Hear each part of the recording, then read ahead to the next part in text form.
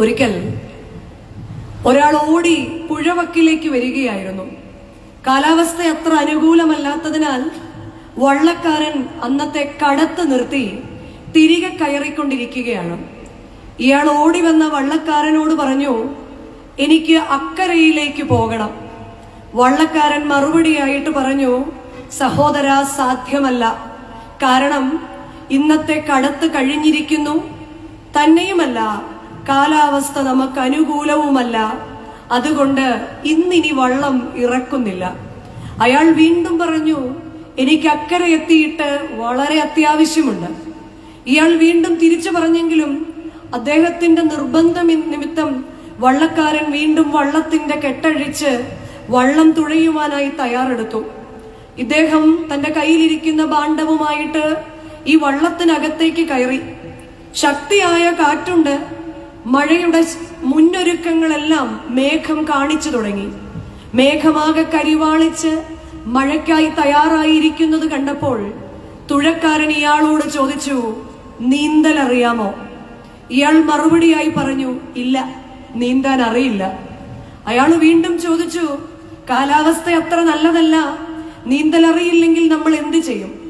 മറുപടിയായിട്ട് അയാൾക്കൊന്നും പറയാനുണ്ടായിരുന്നില്ല.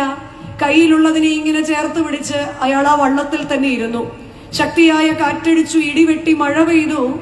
കാറ്റിന്റെ ഗതി എതിരായിരുന്നത് കൊണ്ട് വള്ളം മുങ്ങിപ്പോകുകയും ചെയ്തു. വള്ളക്കാരന് ഇയാൾ എവിടെ പോയി എന്ന് കാണാൻ സാധിക്കുന്നില്ല. കാരണം അല്പസ്വല്പം ഇരുട്ടായി തുടങ്ങിയിരുന്നു.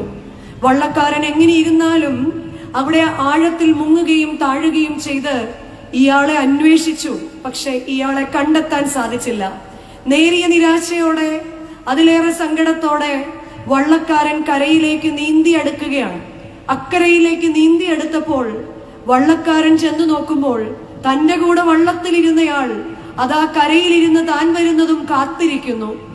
വള്ളക്കാരൻ തെല്ല് പരിഭവത്തോടെ ചോദിച്ചു, ഇയാൾ എങ്ങനെ ഇവിടെ എത്തി? അയാള് പറഞ്ഞു, ഞാൻ എങ്ങനെയോ ഇവിടെ എത്തി. അല്ല, താനല്ലേ പറഞ്ഞത് തനിക്ക് നീന്തൽ അറിയില്ല എന്ന്? ഉവ്വ്, എനിക്ക് നീന്തൽ അറിയില്ല. പിന്നെ എങ്ങനെയാണ് താൻ ഇവിടെ എത്തിയത്? കാരണം അയാൾ തന്റെ കയ്യിലിരിക്കുന്ന ഭാണ്ഡം വീണ്ടും നെഞ്ചോട് ചേർത്ത് വെച്ചിട്ട് പറഞ്ഞു, ഇതെനിക്ക് അക്കരെ എത്തിച്ചേ മതിയാവൂ, അതിന് ഞാൻ എന്തു വിലയും കൊടുക്കുമെന്ന്. പ്രിയമുള്ള വിശ്വാസികളുടെ സമൂഹമേ, സ്വർഗസിയോനിലേക്ക് ലക്ഷ്യം വെച്ച് സഞ്ചരിക്കുന്ന ഒരു വിശ്വാസികളുടെ സമൂഹത്തിൽ ഉൾപ്പെടുന്നവരാണ് നാം ഓരോരുത്തരും. അക്കരെ നാടുണ്ട് എന്നൊരു വലിയ പ്രത്യാശ എന്റെയും നിങ്ങളുടെയും ഒക്കെ ജീവിതത്തിൽ ഉണ്ടെങ്കിലും ജീവിതത്തിന്റെ രണ്ടറ്റം കൂട്ടിമുട്ടിക്കുവാനും ഇങ്ങനെയുള്ള കുറെ ഭാണ്ഡങ്ങൾ കയ്യിലും ഹൃദയത്തിലും ചുമന്നുകൊണ്ട് എങ്ങനെയെങ്കിലും അക്കരെ എത്തണം എന്നുള്ള വലിയ പ്രതീക്ഷ ഭൗതിക ജീവിതത്തിൽ നമ്മൾ സൂക്ഷിക്കുന്നവരാണ്. എന്നാൽ ആത്മീയ ജീവിതത്തിൽ എനിക്കായി കാത്തിരിക്കുന്ന ഒരു ദൈവമുണ്ട്. ആ ദൈവത്തിന്റെ അടുക്കലേക്ക് ഞാൻ തിരികെ എത്തണം.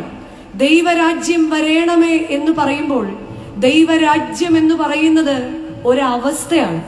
ഈ ഭൂമിയിലായിരിക്കുമ്പോൾ എങ്ങനെയാണ് ദൈവരാജ്യത്തിന്റെ അനുഭവം ഉണ്ടാകേണ്ടതെന്ന് സ്വർഗത്തിലെ ദൈവത്തിന്റെ പുത്രൻ തന്നെ നമ്മെ പഠിപ്പിക്കുകയായിരുന്നു.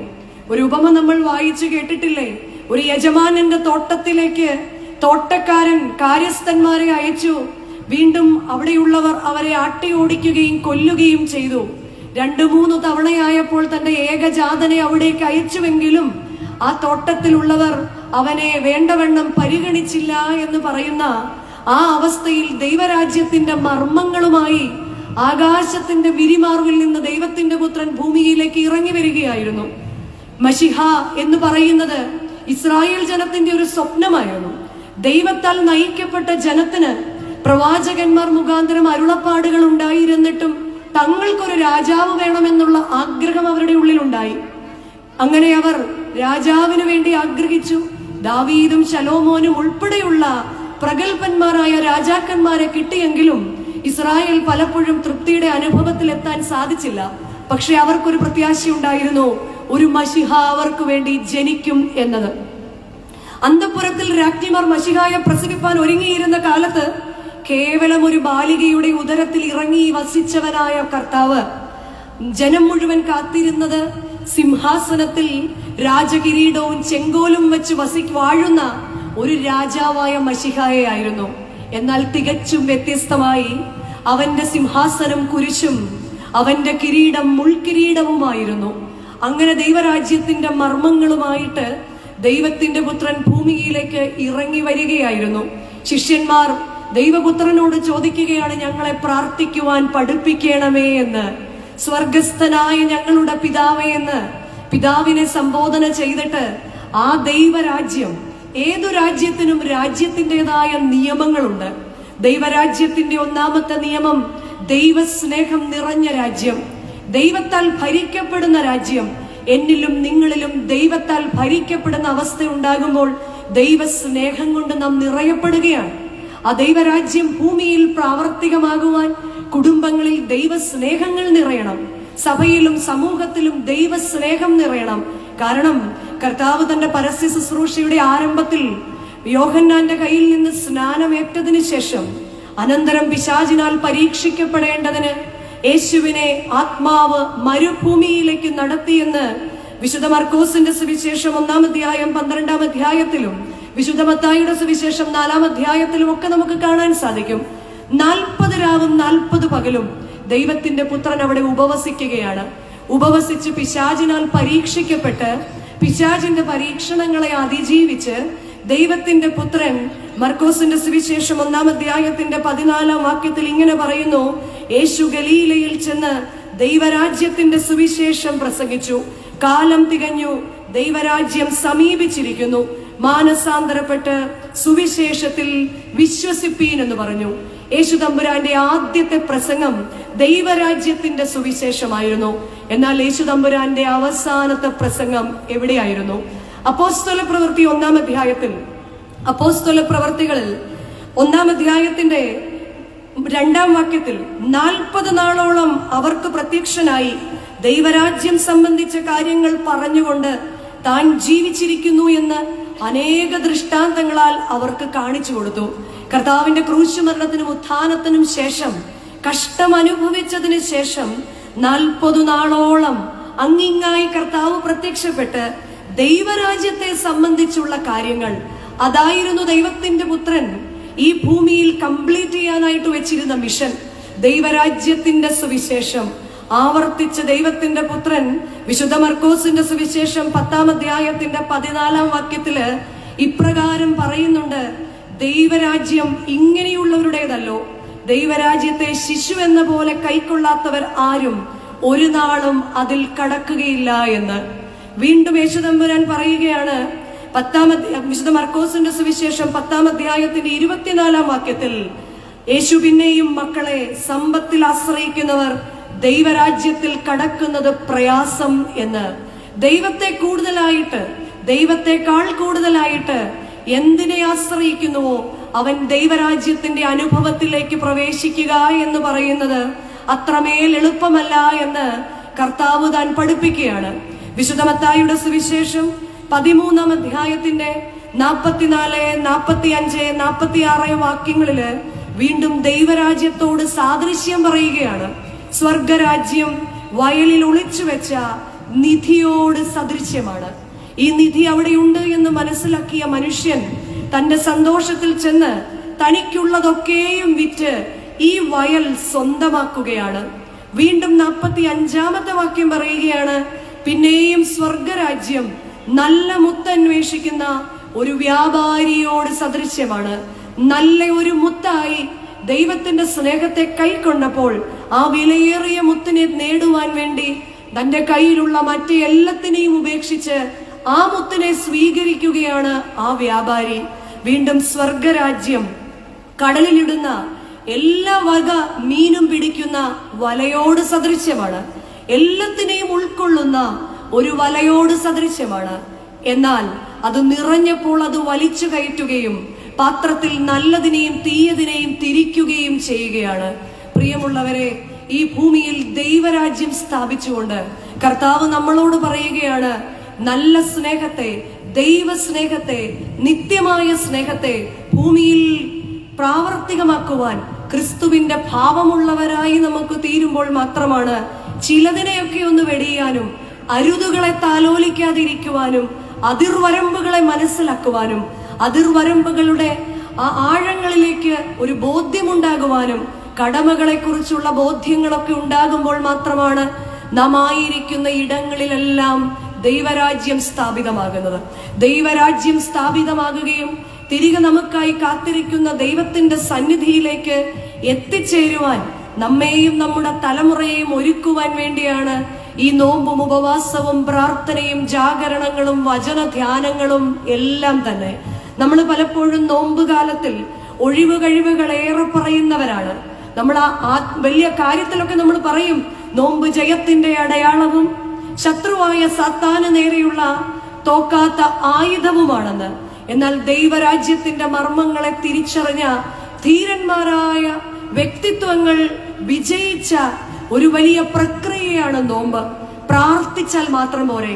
നോമ്പ് നോക്കേണ്ട കാര്യമുണ്ടോ എന്ന് ചോദിക്കുമ്പോൾ നാം നോമ്പിന്റെ നമസ്കാരത്തിൽ ചൊല്ലുന്നുണ്ട്, പ്രാർത്ഥനയാൽ നാം ദൈവസന്നിധിയിലേക്ക് നടന്നാണ് അടുക്കുന്നതെങ്കിൽ നോമ്പും ഉപവാസവുമാകുന്ന 2 ചിറകുകൾ കൊണ്ട് ദൈവസന്നിധിയിലേക്ക് പറന്നെടുക്കാൻ ഒരു വിശ്വാസിക്ക് സാധിക്കും.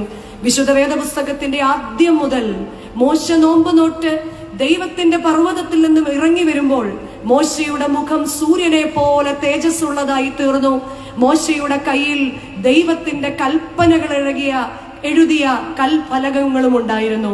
അങ്ങനെയെങ്കിൽ പ്രിയമുള്ളവരെ, 40 നാൾ നോമ്പ് നോക്കി നാമും നോമ്പിന്റെ പാതി കഴിഞ്ഞിരിക്കുന്നു.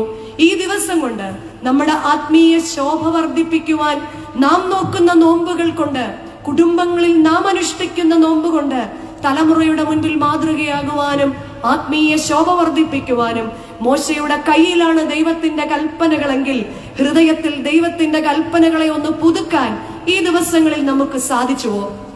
ഏലിയാവ് നോമ്പ് നോക്കി ഉയരത്തിൽ നിന്ന് അഗ്നിരഥം ഇറങ്ങി വന്ന് ഏലിയാവിനെ ഉയരത്തിലേക്ക് കൊണ്ടുപോയി. അങ്ങനെയെങ്കിൽ പ്രിയമുള്ളവരെ, നാം ആയിരിക്കുന്ന അവസ്ഥയിൽ സ്വർഗം തുറന്നിരിക്കുന്നത് കാണുവാൻ എന്റെയും നിങ്ങളുടെയും നോമ്പ് കൊണ്ട് സാധ്യമായി തീരുന്നുണ്ടോ? ദാനിയേൽ നോമ്പ് നോക്കി. നോമ്പിലൂടെ തന്റെ മുൻപിലായിരിക്കുന്ന സിംഹം ദാനിയേലിന്റെ മുൻപിൽ മുട്ടുകുത്തി നിൽക്കുന്നത് പോലെ നമ്മുടെ ശത്രുവായിരിക്കുന്ന അലറുന്ന സാത്താനെ പോലെയുള്ള നമ്മുടെ മുൻപിൽ നിൽക്കുന്ന ശത്രുവായിരിക്കുന്ന സാത്താൻ എന്റെ മുൻപിൽ മുട്ടുമടക്കാൻ തക്കവണ്ണം എന്റെ ചില ഹാബിറ്റുകളെയെങ്കിലും എന്റെ ചില ജീവിത രീതികളെയെങ്കിലും ഒന്ന് മുട്ടുമടക്കിക്കാൻ എന്റെ നോമ്പ് ദിവസങ്ങൾ കൊണ്ട് സാധിച്ചോ? അതോ ഭക്ഷണത്തെ മാത്രം വെടിയുവാനേ എനിക്ക് സാധിച്ചുള്ളൂ? ഹാനനീയ പൈതങ്ങൾ നോമ്പ് നോക്കി.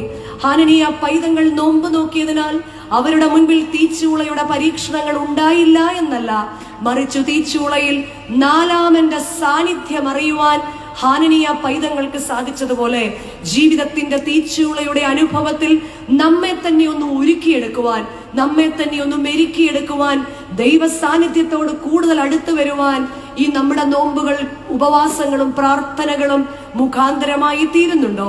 നമ്മുടെ കർത്താവും നോറ്റു, അവൻ ആഗൽ കറുസായെ ജയിച്ചു എന്ന് പറയുന്നു. നമ്മുടെ മുൻപിലുള്ള ആഗൽ കറുസ 40 നാൾ കർത്താവ് നോമ്പ് നോറ്റിട്ട് സാത്താൻ അവന്റെ അടുക്ക് പരീക്ഷിക്കാനായി കടന്നു വന്നു. ഒന്നാമതായി കർത്താവിനോട് പറഞ്ഞ ചോദ്യം, നീ ദൈവപുത്രനെങ്കിൽ കല്ലിനെ അപ്പമാക്കി തീർക്കാനാണ്. ഈ കല്ലിനെ ഒന്ന് അപ്പമാക്കി തീർക്കുക എന്ന് ബാല്യം മുതൽക്ക് തന്നെ, അല്ലെങ്കിൽ സൺഡേ സ്കൂൾ ക്ലാസ് തൊട്ട് തന്നെ നമ്മൾ കേൾക്കുന്നതാണ്. നീ ദൈവപുത്രനെങ്കിൽ ഈ കല്ലിനെ അപ്പമാക്കി തീർക്കാൻ.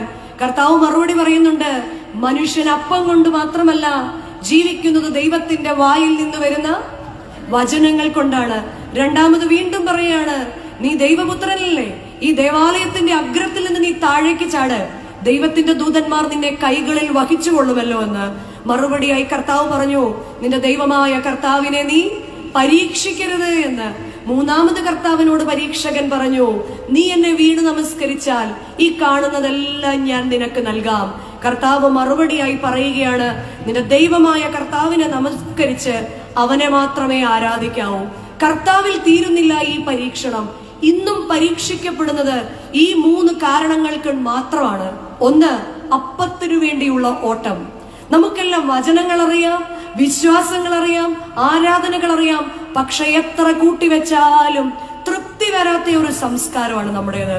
എത്ര കരുതി വെച്ചാലും ജീവിതത്തിൽ പലതും ഉപയോഗിക്കാൻ അറിയില്ല. ആർക്കൊക്കെയോ വേണ്ടി സേവ് ചെയ്ത് വെക്കാനുള്ള ഓട്ടമാണ് നമ്മള്.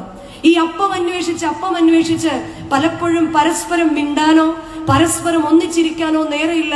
നമ്മൾ പറയുന്ന വാക്കാണ്, അച്ഛാ മിണ്ടാനും സംസാരിക്കാനൊന്നും നേരമില്ല, ഞങ്ങളെല്ലാം ഭയങ്കര ബിസിയാ. ചിലർ വലിയ അഭിമാനത്തോടെ പറയാറുണ്ട്, പരസ്പരം ഒന്ന് കാണാൻ പോലും ഞങ്ങൾക്ക്. അപ്പത്തിനു വേണ്ടിയുള്ള അന്വേഷണത്തിൽ കർത്താവ് നമ്മളോട് പറയാ, ഈ മനുഷ്യൻ അപ്പം കൊണ്ട് മാത്രമല്ല ദൈവത്തിന്റെ വചനത്തെ ധ്യാനിക്കുവാനും നമ്മെ തന്നെ ഒന്ന് ശുദ്ധീകരിക്കുവാനും നമ്മെ തന്നെ ഒന്ന് ശോധന ചെയ്യുവാനുമാണ് ഓരോ നോമ്പുകാലങ്ങളും നമ്മുടെ പടിവാതിൽക്കൽ നിൽക്കുന്നത്. 2, ഈ ദേവാലയത്തിന്റെ മുകളിൽ നിന്ന് താഴേക്ക് ചാടുക എന്ന് പറയുമ്പോൾ അതൊരു അത്ഭുതമാണ്, അല്ലെ? നമ്മുടെ എല്ലാ ജീവിതത്തില് കർത്താവിനെ നമ്മൾ ഏറ്റവും ആഗ്രഹിക്കുന്നത് എങ്ങനെയാ? ഒരു അത്ഭുതം ചെയ്യുന്ന ഒരു ദൈവം. ഉയ്യോ, എന്റെ ദൈവം ഭയങ്കര അത്ഭുതം, ഉയ്യോ ഭയങ്കര അത്ഭുതം. കർത്താവ് നമ്മളോട് പറയാ, നിന്റെ ദൈവത്തെ നീ പരീക്ഷിക്കരുത്. ഒന്നുമില്ലായ്മയിൽ നിന്ന് നിന്റെ അമ്മയുടെ ഗർഭത്തിൽ നിന്നെ ഉരുവാക്കിയ ദൈവം, ബാല്യത്തിൽ നിന്നെ കൈപിടിച്ച് നടത്തിയ ദൈവം, യൗവനത്തിൽ വഴികാട്ടിയായ ദൈവം, നിനക്ക് തക്കതായ തുണയെ തന്ന ദൈവം, നിനക്ക് ദാനമായി ഭവനം തന്ന ദൈവം, നിനക്ക് ദാനമായി മക്കളെ തന്ന ദൈവം, ജീവിക്കാൻ ഉപജീവന മാർഗം തന്ന ദൈവം. ഈ ദൈവത്തെ നീ അത്ഭുതങ്ങൾക്ക് വേണ്ടി പരീക്ഷിക്കാനായി നടക്കരുത്. നടപടിയായി നടത്തുന്ന ദൈവത്തെ വേണം മക്കൾക്ക് കാണിച്ചു കൊടുക്കുവാൻ. അത്ഭുതങ്ങൾ നടത്തുന്ന ദൈവത്തെയല്ല, അനുദിനം നടത്തുന്ന ദൈവത്തെയാണ് നാം നമ്മുടെ മക്കൾക്ക് ഈ നോമ്പിലും നമസ്കാരങ്ങളിലും കാട്ടിക്കൊടുക്കേണ്ടത്. 3 പറയുകയാണ്, എന്നെ വീണ് നമസ്കരിച്ചാൽ ഞാൻ എല്ലാം തരാമെന്ന്. ഏറ്റവും കൂടുതൽ നമുക്ക് വരുന്ന ഒരു പോരായ്മയാണ്, എന്തിനെ കണ്ടാലും നമ്മൾ അതിലേക്ക് ആകർഷിക്കപ്പെടുകയും ചിലതിലൊക്കെ അങ്ങ് വീണ് നമസ്കരിച്ചിരിക്കുകയാണ്. ദൈവത്തെക്കാൾ കൂടുതൽ ദ്രവ്യത്തെ സ്നേഹിക്കുമ്പോൾ കർത്താവ് പറയാണ്, നിന്റെ ദൈവത്തെ മാത്രമേ നീ ആരാധിക്കാവൂ. ഒരുപക്ഷെ ദൈവത്തെക്കാൾ കൂടുതൽ ഞാൻ എന്റെ ജോലിയായിരിക്കാം, മറുപക്ഷത്തിൽ ദൈവത്തെക്കാൾ കൂടുതൽ ഇന്ന് നമ്മൾ നമ്മുടെ മക്കളെ ആയിരിക്കും. ഇന്ന് എനിക്ക് തോന്നുന്നു ഏറ്റവും വലിയ ആരാധന സ്വീകരിക്കുന്നത് മക്കളാണ്. ദൈവത്തെക്കാൾ കൂടുതൽ മക്കളെ സ്നേഹിക്കുന്നവര്, ദൈവത്തെക്കാൾ കൂടുതൽ എന്തിനെയൊക്കെയോ സ്നേഹിക്കുന്നവരോട് കർത്താവ് പറയാണ്, നിന്റെ ദൈവത്തെ മാത്രമേ ആരാധിക്കാവൂ എന്ന്. ഈ നോമ്പ് കാലത്ത് ഈ പ്രകൃതി പഠിപ്പിക്കുന്ന ഒരു പാഠമുണ്ട്. ഈ പ്രകൃതി പഠിപ്പിക്കുന്ന പാഠം, കാലത്തോട് കാലം ചേരുമ്പോൾ മരങ്ങൾ അതിന്റെ പഴുത്ത ഇലകളെയൊക്കെ പൊഴിച്ചു കളയും. എന്തിനു വേണ്ടിയാണ്? ഈ മരങ്ങളുടെ ഇലകൾ പൊഴിച്ചു കളയുകയും ഇനി ഒരു മഴത്തുള്ളി അതിലേക്ക് വീഴുമ്പോൾ ഈ മരത്തിൽ പുതിയ പച്ചിപ്പും ജീവന്റെ പുതിയ നാളങ്ങൾ ആ മരത്തിൽ പ്രത്യക്ഷപ്പെടും. ഈ നോമ്പ് കാലത്ത് മരങ്ങൾ നമ്മളോട് പറയുകയാണ്, കാലത്തോട് കാലം ചേരുമ്പോൾ നിനക്കായി ദൈവം ഒരുക്കി തരുന്ന നോമ്പ് കാലത്തിൽ എന്റെയും നിങ്ങളിലെയും ഉള്ളിലെ പഴുപ്പിനെ കണ്ടെത്തുവാൻ. ഓരോരുത്തരിലും പഴുപ്പ് വ്യത്യസ്തമാണ്. ചിലർക്ക് നിയന്ത്രിക്കാൻ പറ്റാത്ത ദേഷ്യമായിരിക്കാം, ചിലർക്ക് നിയന്ത്രിക്കാൻ പറ്റാത്ത സംസാരമായിരിക്കാം, ചിലർക്ക് നിയന്ത്രിക്കാൻ പറ്റാത്ത അസൂയയായിരിക്കാം, ചിലർക്ക് നിയന്ത്രിക്കാൻ പറ്റാത്ത വാശിയായിരിക്കാം, ചിലർക്ക് നിയന്ത്രിക്കാൻ പറ്റാത്ത പിണക്കമായിരിക്കാം. എന്താണ് എന്റെ കുഴപ്പം? എന്താണ് എന്റെ ഹൃദയത്തിന്റെ, എന്റെ ഭവനത്തിൽ ദൈവരാജ്യം എന്റെ സമൂഹത്തിൽ വരുവാൻ തടസ്സമായി നിൽക്കുന്ന പഴുപ്പ് എന്താണെന്ന് കർത്താവെ അവിടുത്തെ ആത്മാവിനാൽ എനിക്ക് വെളിപ്പെടുത്തി തരണമേ എന്നതായിരിക്കണം ഓരോ നോമ്പിന്റെയും പ്രാർത്ഥന. കാരണം നോമ്പ് നോക്കി എന്ന് പറഞ്ഞ് ദൈവമാരിലും പ്രീതിപ്പെടുമെന്ന് ഞാൻ വിശ്വസിക്കുന്നില്ല.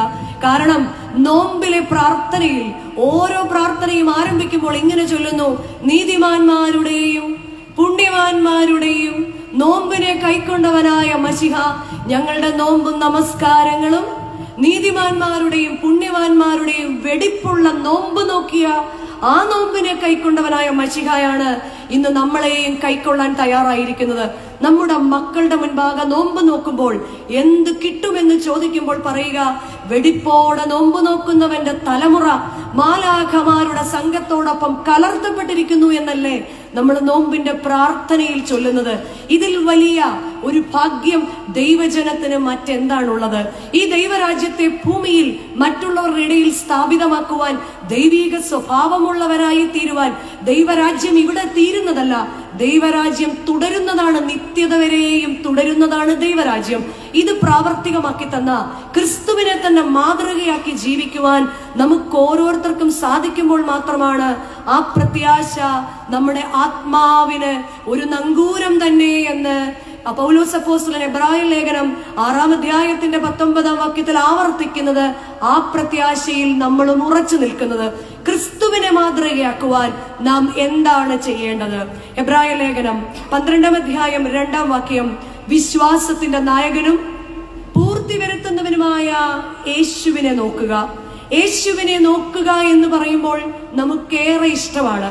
ദൈവത്തെങ്കിലേക്ക് നമ്മൾ നോക്കുന്നത് നമ്മൾ തകർന്നിരിക്കുന്ന സമയത്ത് ഒരമ്മയെ പോലെ ചേർത്ത് പിടിക്കുന്ന ദൈവസ്നേഹം, നമ്മളാകെ ഒറ്റപ്പെട്ടിരിക്കുന്ന സമയത്ത് ഒരപ്പനെ പോലെ വിളിച്ചടുപ്പിക്കുന്ന സ്നേഹം, ആരുമില്ലാതെ ഇരിക്കുന്ന സമയത്ത് ഒരാത്മസഖിയായിട്ട് കൂടെയിരിക്കുന്ന ദൈവസ്നേഹം, ഇതാണ് യേശുവിനെ നോക്കുന്നത്. എന്നാൽ യേശു ദൈവരാജ്യം ഭൂമിയിൽ വരുവാൻ വേണ്ടി തന്നെ ഭൂമിയിൽ വെറുമയാക്കി എന്താണ് ചെയ്തത്? തന്റെ മുൻപിൽ വെച്ചിരുന്ന സന്തോഷം അവൻ ഓർത്തു, അപമാനങ്ങളെ അലക്ഷ്യമാക്കി ക്രൂശിനെ സഹിച്ച് ദൈവസിംഹാസനത്തിന്റെ വലതുഭാഗത്തിരിക്കുകയാണ്. തന്റെ മുമ്പിൽ വെച്ചിരിക്കുന്ന സന്തോഷം ഓർത്തു. നിത്യത എന്ന വലിയ സന്തോഷം. എവിടെ നിന്നായിരുന്നു യേശു തമ്പുരാൻ ഭൂമിയിലേക്ക് വന്നത്? മാലാഖമാരുടെ നാട്ടിൽ ക്രോപകൾ വഹിക്കുന്ന തേരിൽ അഗ്നിസിംഹാസനത്തിൽ ആരൂഢനായിരിക്കുന്ന പിതാവാം ദൈവത്തിന്റെ വലതുഭാഗത്തിരുന്ന പുത്രൻ സ്വർഗത്തിന്റെ മഹിമയെ വെടിഞ്ഞ് ഭൂമിയിൽ വന്ന് ഒരു മനുഷ്യനായി ജീവിച്ചു. എങ്കിലും ആ തിരികെ ചെല്ലുന്ന സന്തോഷം എങ്ങനെയെന്ന് നമ്മളെ പഠിപ്പിച്ചു. ആ സന്തോഷം ഭൂമിയിൽ നിലനിർത്താനും തിരികെ ചെല്ലാനും ദൈവത്തിന്റെ പരിശുദ്ധാത്മാവ് എന്ന കാര്യസ്ഥനെ ഞാൻ നിങ്ങൾക്ക് നൽകുമെന്ന് പറഞ്ഞു. കൂടാതെ ഈ ഭൂമി നമ്മൾക്ക് തരുന്നത് എന്തൊക്കെയാണെന്ന് പഠിപ്പിച്ചു. സന്തോഷമോർത്തു അവൻ അപമാനം അലക്ഷ്യമാക്കി. ഈ ഭൂമി നൽകുന്ന അപമാനങ്ങളെ അലക്ഷ്യമാക്കി കുരിശിനെ സഹിച്ചു. പലപ്പോഴും ജീവിതത്തിന്റെ കുരിശുകളുമായി വീണു പോകുന്നവരാണ് നമ്മൾ, അല്ലെ? ജീവിതത്തിന്റെ പല വേദനകളിൽ വീണു പോകുന്നവരാണ് നമ്മൾ. ജീവിതത്തിന്റെ ചില ചോദ്യങ്ങളിൽ മിണ്ടാതെ നിൽക്കപ്പെടേണ്ടവരാണ് നമ്മൾ. അപ്പോഴെല്ലാം നമ്മൾ ഓർക്കും, കർത്താവേ, ക്രൂശിതനായ നിന്റെ മുഖത്തേക്ക് നോക്കാൻ ഞങ്ങളെ പഠിപ്പിക്കണമേ എന്ന് പ്രാർത്ഥിക്കാൻ നമുക്ക് സാധിക്കണം. നമുക്ക് ദൈവത്തെക്കുറിച്ചുള്ള കാഴ്ചപ്പാട് പറഞ്ഞു. തിരിച്ച് ദൈവത്തിന് നമ്മളെക്കുറിച്ചുള്ള കാഴ്ചപ്പാട് എന്താണെന്ന് നമ്മൾ ചിന്തിച്ചിട്ടുണ്ടോ? ഉദാഹരണം പറയാം. നമ്മൾ നമ്മുടെ മക്കളെ എവിടെയെങ്കിലും പഠിക്കാൻ വിട്ടു എന്ന് വിചാരിക്കുക. ബാംഗ്ലൂർ ഇപ്പൊ നമ്മൾ നമ്മുടെ മോനെ പഠിക്കാൻ വിട്ടു എന്ന് വിചാരിക്കുക. ഒരു സുപ്രഭാതത്തിൽ നിങ്ങൾ ബാംഗ്ലൂരിൽ ചെല്ലുന്ന സമയത്ത് കോളേജിൽ അങ്ങനെ ഒരു പേരുണ്ട്, പക്ഷെ ഫീസ് അടച്ചിട്ടില്ല, സെമിസ്റ്റർ എക്സാം എഴുതിയിട്ടില്ല, അറ്റൻഡൻസ് ഇല്ല, ഇവിടെ ഒന്നിനും ഈ ഒരു കുട്ടി വരുന്നില്ല, അതുകൊണ്ട് നിങ്ങളുടെ മകനെ ഇവിടെ പഠിപ്പിക്കാൻ ഞങ്ങൾ ഉദ്ദേശിക്കുന്നില്ല എന്ന് ആ സ്ഥാപനത്തിന്റെ ഉടമസ്ഥർ നമ്മളോട് പറഞ്ഞാൽ, അധികാരികൾ നമ്മളോട് പറഞ്ഞാൽ എന്തായിരിക്കും നമ്മളുടെ പ്രതികരണം? സ്വർഗത്തിലെ ദൈവം അതിലേറെ പ്രതീക്ഷയോടുകൂടിയാണ് നമ്മളെ ഓരോരുത്തരെയും ഭൂമിയിൽ മാനസാന്തരത്തിനുള്ള അവസരങ്ങൾ തന്ന് നമ്മളെ ഓരോരുത്തരെയും ഭൂമിയിൽ നിർത്തിയിരിക്കുന്നത്. പുത്രത്വത്തിന്റെ അവകാശം തന്ന് നമ്മളെ ഓരോരുത്തരെയും, കർത്താവിന് നമ്മളെ കുറിച്ചൊരു ആഗ്രഹമുണ്ട് എന്ന് ഇയ്യോബിന്റെ പുസ്തകത്തിൽ കാണാൻ സാധിക്കും. ദൈവത്തിന് മനുഷ്യനെ കുറിച്ചുള്ള ഒരു ആഗ്രഹം ഇയ്യോബിന്റെ പുസ്തകം 1-ാം അധ്യായത്തിന്റെ 8-ാം വാക്യത്തിലും 1-ാം വാക്യത്തിലും 1-ാം അധ്യായത്തിന്റെ 8-ാം വാക്യത്തിലും 2-ാം അധ്യായത്തിന്റെ 3-ാം വാക്യത്തിലും കാണാൻ സാധിക്കും. ഇത് മൂന്നും ഒരേ വാക്യം തന്നെയാണ്. ഇയ്യോബിന്റെ പുസ്തകം 1-ാം അധ്യായം 1-ാം വാക്യം തന്നെയാണ് ഇയ്യോബിന്റെ പുസ്തകം 1-ാം അധ്യായം 8-ാം വാക്യത്തിലും. ഇത് തന്നെയാണ് ആവർത്തിക്കുന്നത് 2-ാം അധ്യായത്തിന്റെ 3-ാം വാക്യത്തിലും. ദൈവത്തിന് ഇയ്യോബ് എന്ന് പറയുന്ന തന്റെ ഭക്തനായ പുത്രനെ കുറിച്ചുള്ള, എന്റെ ദാസനായ ഇയ്യോബോ നേരുള്ളവനും നിഷ്കളങ്കനും നീതിമാനും ദോഷം വിട്ടകലുന്നവനും ദൈവഭക്തനുമാണെന്ന് സ്വർഗം സാക്ഷിക്കുകയാണ്.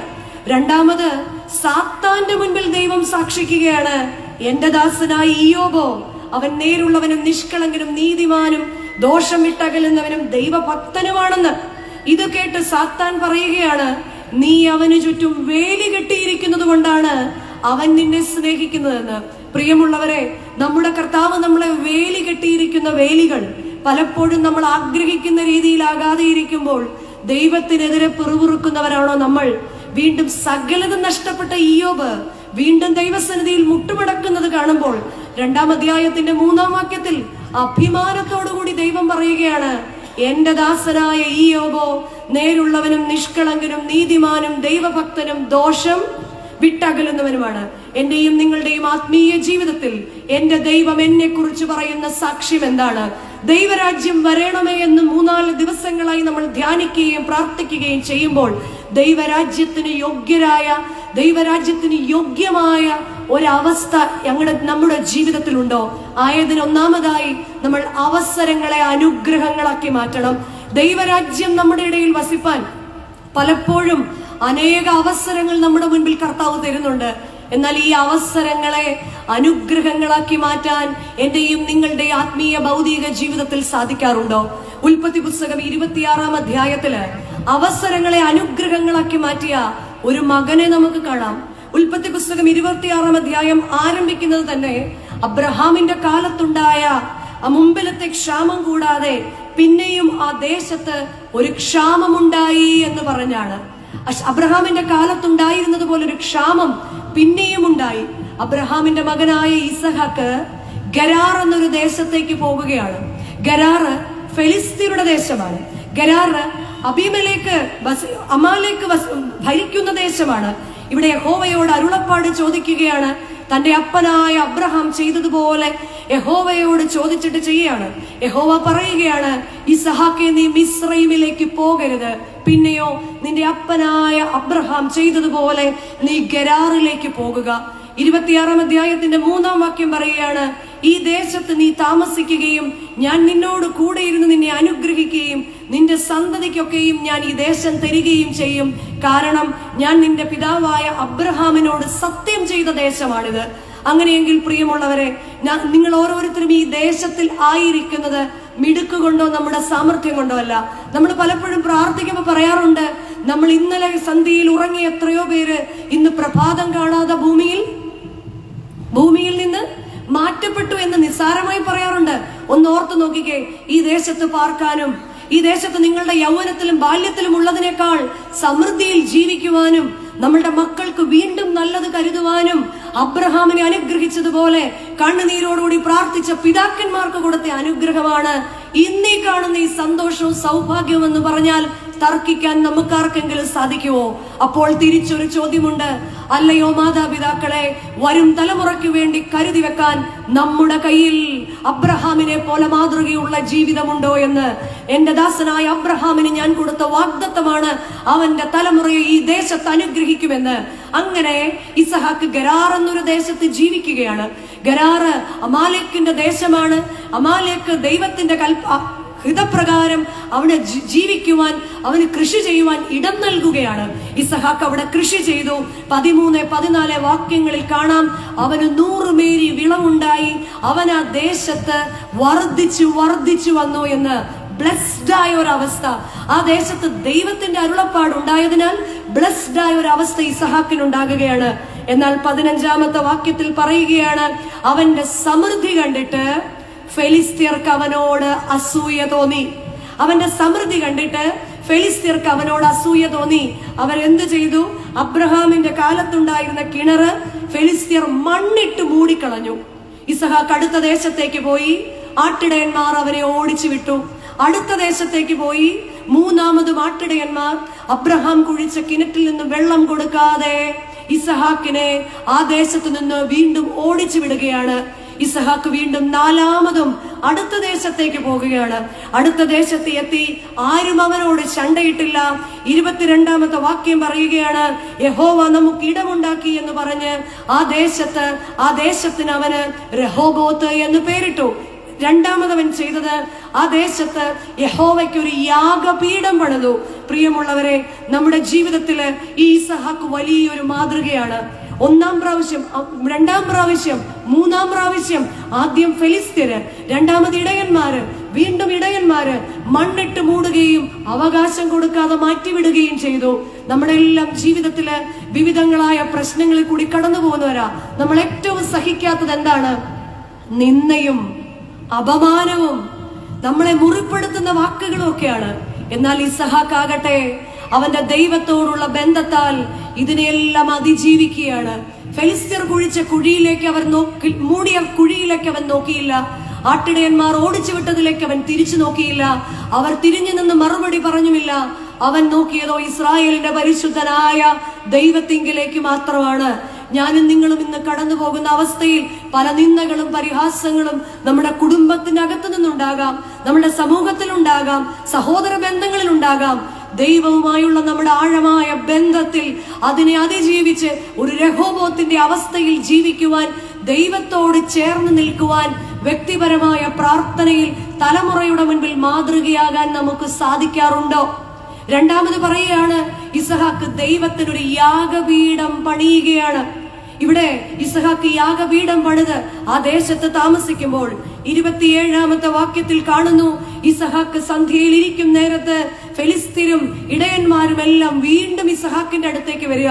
ഇസഹാക്ക് ഓർത്തു അവനോട് വഴക്കിടാൻ വരികയാണെന്ന്. ഇസഹാക്ക് അവരോട് ചോദിച്ചു, നിങ്ങൾക്ക് എന്നെ ഉപദ്രവിച്ചു മതിയായില്ലേ? അവർ പറഞ്ഞ മറുപടിയാണ് യഥാർത്ഥത്തിൽ ഒരു ക്രിസ്ത്യാനിയുടെ അതിജീവനം എന്ന് പറയുന്നത്. അവർ പറയുകയാണ്, യഹോവ നിന്നോട് കൂടെയുണ്ട് എന്ന് ഞങ്ങൾ സ്പഷ്ടമായി കണ്ടു. എന്റെയും നിങ്ങളുടെയും ജീവിതത്തില് നമ്മളുടെ മക്കൾക്ക്, നമ്മുടെ ശത്രുക്കൾക്കൊക്കെ പറയാൻ സാധിക്കണം, ദൈവം എന്റെ അപ്പയുടെ പ്രാർത്ഥനയുടെ കൂടെയുണ്ട്, ദൈവം എന്റെ അമ്മയുടെ പ്രാർത്ഥനയുടെ കൂടെയുണ്ട്, ദൈവം നമ്മളോട് കൂടെയുണ്ട് എന്ന് നമ്മളെ പകയ്ക്കുന്നവർ കാണുവാൻ തക്കവണ്ണം ദൈവത്തോടുള്ള ആഴമായ എന്റെ വ്യക്തിപരമായ ബന്ധം എങ്ങനെയാണ്? 3 തവണ ആട്ടി ഓടിച്ചപ്പോഴും ഇസഹാക്ക് അവരോട് മറുതലിച്ചില്ല. കാരണം ഇസഹാക്ക് വിശ്വസിച്ചത് ജീവനുള്ള ദൈവത്തിലായിരുന്നു. നമ്മൾ ഇന്ന് പറയുന്ന ഏറ്റവും വലിയ അവസ്ഥ, നമ്മുടെ മക്കള് തെറ്റിപ്പോകുമോ എന്നുള്ള വലിയ പേടിയാണ്, അല്ലെ? നമ്മൾ പലപ്പോഴും സ്കൂളിലൊക്കെ വന്ന് മാതാപിതാക്കൾ പറയാറുണ്ട്, ടീച്ചറെ 7ാം ക്ലാസ് വരെ എന്റെ കുഞ്ഞ് എങ്ങനെയായിരുന്നു, ഭയങ്കര നല്ലതായിരുന്നു, ഇവിടോട്ട് വന്നു ഈ കൂട്ടുകാരാണ് എന്റെ കുഞ്ഞുങ്ങളെ 10ാം ക്ലാസ് വരെ നല്ലതായിരുന്നു, പിന്നെ ഇവന്റെ കൂട്ടുകെട്ടത്ര ഏത് കൂട്ടുകെട്ടിൽ പോയാലും വ്യക്തിപരമായി കണ്ണുനീരോടുകൂടി പ്രാർത്ഥിക്കുന്ന അപ്പനെയും വ്യക്തിപരമായി കണ്ണുനീരോടുകൂടി പ്രാർത്ഥിക്കുന്ന അമ്മയെയും ബാല്യം മുതൽക്ക് കണ്ടുവളരുന്ന കുഞ്ഞുങ്ങൾക്ക് കഷ്ടത്തിന്റെ അപ്പം തിന്നാലും ഞെരുക്കത്തിന്റെ വെള്ളം കുടിച്ചാലും കുഞ്ഞേ നിന്റെ കണ്ണ് നിന്റെ ഉപദേഷ്ടാവിനെ കണ്ടുകൊണ്ടിരിക്കും. നീ ഇടത്തോട്ടോ വലത്തോട്ടോ പോകണമെന്ന് പിന്നിൽ നിന്നൊരു ശബ്ദം കേൾക്കുമെന്ന് കണ്ണുനീരോടുകൂടി പ്രാർത്ഥിക്കുന്ന മാതാപിതാക്കളിൽ നിന്ന് മക്കൾ കണ്ടുപിടിക്കും. അങ്ങനെയെങ്കിൽ പ്രിയ മാതാപിതാക്കളെ, ഈ അബ്രഹാമിനെ പോലെ മക്കളുടെ മുൻപിൽ, ഇസഹാക്കിനെ പോലെ മക്കളുടെ മുൻപിൽ ദൈവവുമായി ആഴമുള്ള ബന്ധം നമ്മുടെ മക്കളുടെ മുൻപിൽ നമ്മുടെ തിരക്കുള്ള ജീവിതങ്ങളിൽ കാണിക്കുവാൻ നാം മറന്നു പോകുന്നുണ്ടോ? രണ്ടാമത്, നമ്മളുടെ കുടുംബ പ്രാർത്ഥനകൾ എങ്ങനെയാണ്? ഈ ക്രിസ്തീയ കുടുംബങ്ങളുടെ നിലനിൽപ്പ് തന്നെ കുടുംബ പ്രാർത്ഥനകളാണ്. എത്ര തന്നെ കേട്ടാലും നമ്മളുടെ കുടുംബ പ്രാർത്ഥനകള് ഇങ്ങനെ തട്ടിയും മുട്ടിയും പോകുന്ന ഒരവസ്ഥയാ. ഇന്ന് കുടുംബ പ്രാർത്ഥനയൊക്കെ കൂടുതൽ നമ്മുടെയൊക്കെ കുടുംബത്തില് അഖണ്ഡ പ്രാർത്ഥനയാ. കാരണം എന്താ? ഒന്നിച്ചല്ല, ഒരാളുടേത് കഴിയുമ്പോ വേറൊരാള്, അല്ലെ? അപ്പൻ വരാന്തയിൽ ഇരുന്ന് പ്രാർത്ഥിക്കുന്നു, അമ്മ അകത്ത് ജോലി ചെയ്തുകൊണ്ട് പ്രാർത്ഥിക്കുന്നു. അവസാനത്തെ ഇച്ചിരി സമയമാകുമ്പോഴത്തേക്ക് എല്ലാവരും എവിടുന്നൊക്കെയോ ഓടി വന്ന് കൃത്യസമയമില്ലാത്ത, കൃത്യതയോടെ ഇസ്രായേലിന്റെ പരിപാലകൻ നമ്മളെ പരിപാലിക്കുന്നുണ്ട്. എന്നാൽ കൃത്യസമയത്ത് പ്രഭാതത്തിലും സന്ധ്യയിലും ദൈവത്തിന്റെ മുൻപിൽ മക്കളെ ചേർത്ത് പിടിച്ച് എത്ര തിരക്കുള്ളവരാണെങ്കിലും ഒരു നിമിഷം ഒന്നിച്ചിരുന്ന് പ്രാർത്ഥിക്കുവാൻ, ദൈവത്തെ നമസ്കരിക്കുവാൻ, മക്കൾക്ക് കാണിച്ചു കൊടുക്കുവാൻ നമുക്ക് സാധിക്കുന്നുവെങ്കിൽ മാത്രമേ നമ്മളെ പകയ്ക്കുന്ന ശത്രുവിന്റെ മുൻപിൽ പോലും മേശയൊരുക്കുന്ന ഒരു ദൈവത്തിന്റെ സ്നേഹത്തെ, ആ ദൈവരാജ്യത്തിന്റെ സ്നേഹം നമ്മളുടെ ഭവനത്തിൽ വരികയുള്ളൂ. മൂന്നാമത്, ദൈവരാജ്യത്തിന്റെ സ്നേഹം നമ്മൾ സ്വീകരിക്കണമെങ്കിൽ ഇവിടെ ഇസഹാക്ക് താൻ ആ ദേശത്ത് ഉറച്ചു എന്ന് കണ്ടു കഴിഞ്ഞപ്പോൾ ആദ്യം ചെയ്തത് എന്തായിരുന്നു? തന്റെ ദേശത്ത് യഹോവയ്ക്ക് യാഗപീഠം പണിതു. ദൈവത്തെ സ്നേഹിക്കുന്നവൻ ദൈവാരാധനയെ സ്നേഹിക്കുന്നവനാണ്. ദൈവത്തെ സ്നേഹിക്കുന്നവൻ ദൈവാരാധനയെ സ്നേഹിക്കുന്നവനാണ്.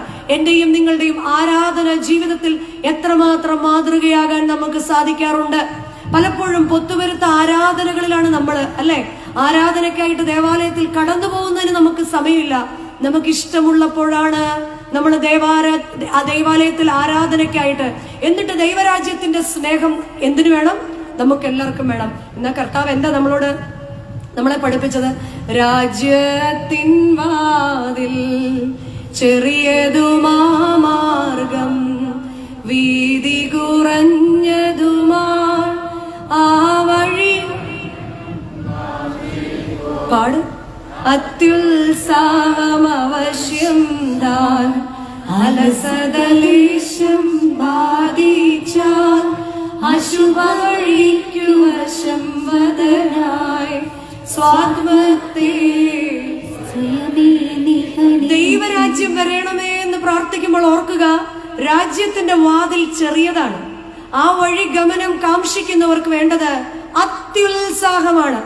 കുടുംബത്തിൽ അത്യുത്സാഹത്തോടുകൂടി ആരാധനയിൽ, വ്യക്തിപരമായ പ്രാർത്ഥനയിൽ, കുടുംബപരമായ പ്രാർത്ഥനയിൽ, ദൈവസന്നിധിയിൽ മുട്ടുമടക്കാൻ നമുക്ക് സാധിക്കാറുണ്ടോ?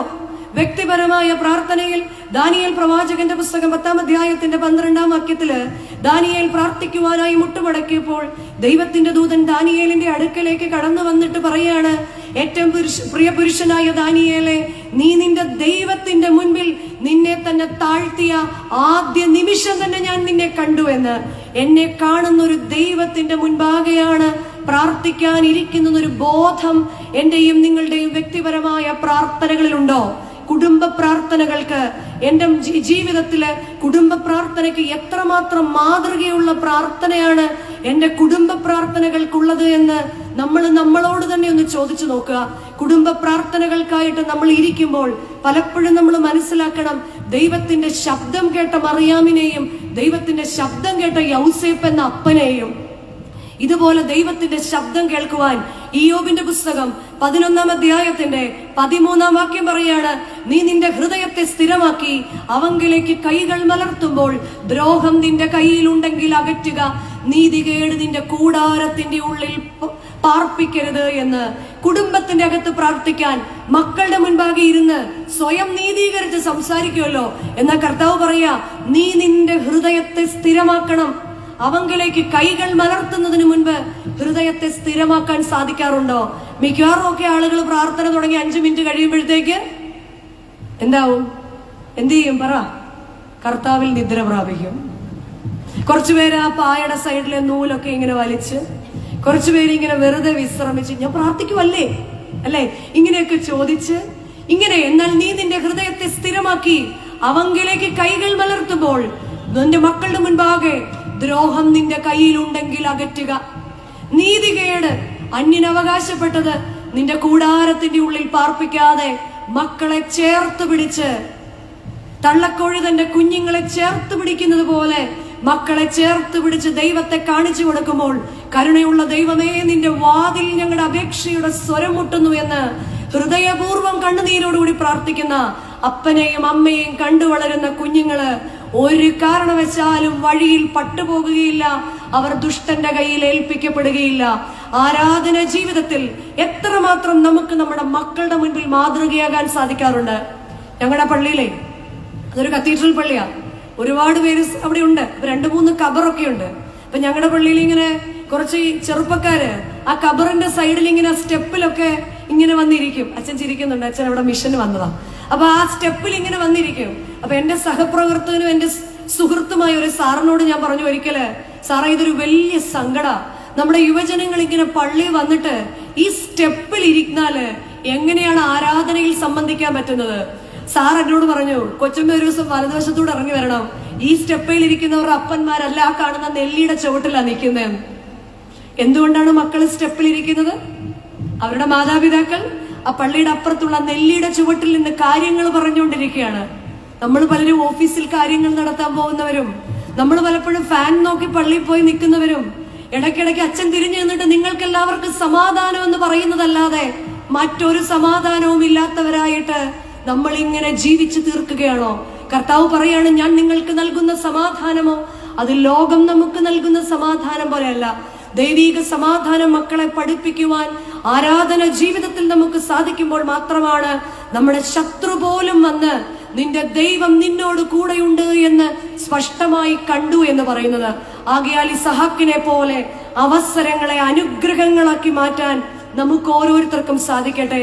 രണ്ടാമതായി, അവകാശങ്ങളെ അലക്ഷ്യമാക്കി തീർക്കരുത്. ദൈവരാജ്യം ഭൂമിയിൽ വരുവാൻ ആഗ്രഹിക്കുന്ന നമ്മൾ നമുക്ക് ലഭിച്ചിരിക്കുന്ന അവകാശങ്ങളെ അലക്ഷ്യമാക്കി തീർക്കുന്നവരാണോ എന്ന് ചിന്തിക്കുക. നമ്മുടെ അവകാശം എന്താണ്? ഒരപ്പന്റെ അവകാശം എന്താണ്? ഒരു വിശ്വാസിയുടെ അവകാശം എന്താണ്? അതിനെ അലക്ഷ്യമാക്കാൻ നമ്മളുടെ പ്രവർത്തികൾ നിമിത്തമായി തീരുന്നുണ്ടോ? പലപ്പോഴും നമ്മൾ ദൈവത്തോട് പലതിനെയും പറ്റി പരാതി പറയുന്നവരാ. യോനാ പ്രവാചകന്റെ പുസ്തകത്തിൽ 4-ാം അധ്യായത്തില് യോനാ പ്രവാചകൻ നിനവയുടെ നാശത്തെ കുറിച്ച് നോക്കി നിനവയെ തന്നെ നോക്കിക്കൊണ്ടിരിക്കുകയാണ്. ഇരിക്കുന്നതോ ഒരു ആവണക്കിന്റെ ചുവട്ടിൽ. ഈ ആവണക്കിന്റെ ചുവട്ടിലിരിക്കുന്ന യോന നിനവയെ മാത്രം ലക്ഷ്യം വെച്ചിരിക്കുകയാണ്. ഈ ആവണക്കിലേക്ക് പുഴു കയറിപ്പോകുന്നത് യോന കണ്ടില്ല. ഈ ആവണക്കിന്മേൽ പുഴു കുത്തുന്നത് യോന കണ്ടില്ല. ഇലയ്ക്ക് വാട്ടം തട്ടുന്നത് യോന കണ്ടില്ല. ആവണക്ക് കരിഞ്ഞത് മാത്രമാണ് യോന അറിഞ്ഞത്. പ്രിയമുള്ളവരെ, നമ്മുടെ ജീവിതത്തിലും ഇത് തന്നെയാണ് സംഭവിക്കുന്നത്. നമ്മൾ ഈ താൽക്കാലികമായിട്ട് പാർക്കുന്ന ഈ നാട്ടിൽ സങ്കീർത്തനക്കാരൻ 119 സങ്കീർത്തനം 54 പറയുന്നുണ്ട്, ഞാൻ പരദേശിയായി പാർക്കുന്ന വീട്ടിൽ നിന്റെ ചട്ടങ്ങൾ എനിക്ക് കീർത്തനങ്ങളായിരിക്കണമെന്ന്. പലപ്പോഴും എന്റെ ഭവനത്തിൽ പുഴുക്കുത്തുകൾ പിടിക്കുന്നത് ഞാൻ കാണാറില്ല. പ്രശ്നങ്ങൾ ചെറുതാണ്, സാരമില്ല, അത് സാരമില്ല, നാളെ പ്രാർത്ഥിക്കാം, അത് സാരമില്ല, ഇതൊക്കെ എല്ലായിടത്തും ഉള്ളതാ, അതൊന്നും അത്ര കുഴപ്പമൊന്നുമില്ല, നോമ്പെന്ന് പറയുന്ന അതൊന്നുമല്ല എന്നൊക്കെ മക്കളുടെ മുൻപിൽ പറയുമ്പോൾ പലപ്പോഴും പുഴു നമ്മുടെ ജീവിതത്തിൽ സാത്താൻ കയറുന്നത് നമ്മൾ അറിയാറുണ്ടോ? പലതും നമ്മളിൽ നിന്ന് കരിഞ്ഞു പോകാൻ തുടങ്ങുമ്പോൾ, നഷ്ടപ്പെട്ടു പോകാൻ തുടങ്ങുമ്പോഴാണ് പലപ്പോഴും പലതും നമ്മൾ അറിയുന്നതെന്ന് മാത്രം. നമ്മുടെ അവകാശങ്ങളെ കുറിച്ചുള്ള ഒരു ബോധ്യം നമ്മുടെ ഒന്നാമത്തെ അവകാശമാണ്. അബാപിതാവേ എന്ന് വിളിക്കുന്ന പുത്രത്വത്തിന്റെ അവകാശം. ഈ അവകാശം എന്റെയും നിങ്ങളുടെയും ജീവിതത്തിൽ നേടിയെടുക്കാൻ നമുക്ക് സാധിക്കാറുണ്ടോ? കുടുംബത്തിലെ നല്ല അവകാശം, വിശ്വാസി എന്ന നിലയിൽ നല്ല അവകാശം നേടിയെടുക്കാൻ നമുക്ക് സാധിക്കാറുണ്ടോ? നമ്മുടെ എല്ലാം ജീവിതം, നമ്മുടെ എല്ലാം ഭവനങ്ങള് ഒരു ചെറിയ കിളിക്കൂടുകൾ പോലെയാ, കാറ്റത്താടുന്ന കിളിക്കൂടുകൾ പോലെയാണ് നമ്മുടെ ഓരോരുത്തരുടെയും ജീവിതം. ഒരിക്കല് ഒരു വേടൻ കാട്ടിൽ കൂടി ഇങ്ങനെ നടന്നു പോവാം. ഒരു മരത്തിന്റെ കൊമ്പിലിരിക്കുന്ന ഒരു പക്ഷി വല്ലാതെ കരയുന്ന ശബ്ദം കേട്ട് വേടൻ അങ്ങോട്ട് തന്നെ ശ്രദ്ധിക്കുക. എന്തിനായിരിക്കും ഈ പക്ഷി കരയുന്നത്? ദൂരെ മാറി നിന്ന് വേടൻ നോക്കുകയാണ്. പക്ഷി ഇരിക്കുന്ന കൊമ്പിൽ പക്ഷിയുടെ കൂടുണ്ട്. ആ കൂട്ടിൽ പക്ഷിയുടെ കുഞ്ഞുങ്ങളുണ്ട്. വേടൻ നോക്കി നിൽക്കുമ്പോൾ ഒരു പാമ്പ് ഈ കൂടിനെ ലക്ഷ്യമാക്കി മുകളിലേക്ക് പോകുകയാണ്. പക്ഷിക്ക് നന്നായിട്ടറിയാം അതിൽ കുഞ്ഞുങ്ങളെ തിന്നുവാൻ വേണ്ടിയാണ് ഈ പാമ്പ് കടന്നു വരുന്നതെന്ന്. പേടിച്ചിട്ടാണ് ഈ പക്ഷി കരയുന്നത്. തന്നെ രക്ഷിക്കാൻ ആരും ഇല്ല എന്ന് കണ്ടപ്പോൾ ഈ പക്ഷി പറന്നുപോയി. വേടൻ ചിന്തിക്കുക, ഇത്രയേ ഉള്ള ഒരു പക്ഷിക്ക് തന്റെ കുഞ്ഞുങ്ങളോടുള്ള സ്നേഹം. ഞൊടി നേരങ്ങൾ കൊണ്ട് തന്നെ ഈ പക്ഷി തന്റെ കൊച്ചു ചുണ്ടിൽ കൊച്ചിലകളൊക്കെ കൊത്തിപ്പിറക്കിക്കൊണ്ട് തിരിച്ചു വരികയാണ്. എന്നിട്ട് ഈ കൂടിന്റെ മുകളിലേക്ക് ഈ ഇലകൾ വെച്ചിട്ട് ഈ പക്ഷി തിരിച്ചു പറന്നുപോയി അപ്പുറത്തുള്ളൊരു മരത്തിൽ ഇരിക്കുകയാണ്. ആ മരത്തിൽ ഇരുന്നിട്ട് തന്റെ കൂട്ടിലേക്ക് തന്നെ വളരെ ശാന്തമായി നോക്കിക്കൊണ്ടിരിക്കുകയാണ്. തന്റെ കൂടിനെ ശാന്തമായി നോക്കുന്ന പക്ഷിയെയും മുകളിലേക്ക് കയറിപ്പോകുന്ന പാമ്പിനെയും വേടൻ നോക്കുന്നുണ്ട്. പാമ്പ് മുകളിലേക്ക് എത്തി ചെല്ലുന്നതിനേക്കാൾ വേഗത്തിൽ താഴോട്ട് ഇറങ്ങി ചെന്ന് ഓടിപ്പോയി. പാമ്പ് പോയി എന്ന് ഉറപ്പുവരുത്തിയ പക്ഷി തന്റെ കൂട്ടിലേക്ക് വന്ന് ഇലകൾ കൊത്തി താഴെ ഇട്ടിട്ട് തന്റെ കുഞ്ഞുങ്ങളോട് കാര്യം പറയുകയാണ്. ഇത് കണ്ട വേടനും പതുക്കെ അങ്ങോട്ട് ചെന്നു. പാമ്പ് പോയി എന്ന് ഉറപ്പുവരുത്തി അവിടെ ചുറ്റും നോക്കി. എന്തിനായിരിക്കാം ഈ പാമ്പ് ഭയന്നതെന്ന് വേടൻ ചിന്തിച്ചു. ഇലകളല്ലാതെ മറ്റൊന്നും വേടൻ കണ്ടില്ല. ഇലകൾ തന്റെ കയ്യിലെടുത്ത് അതൊന്ന് ശ്വസിച്ചു നോക്കി.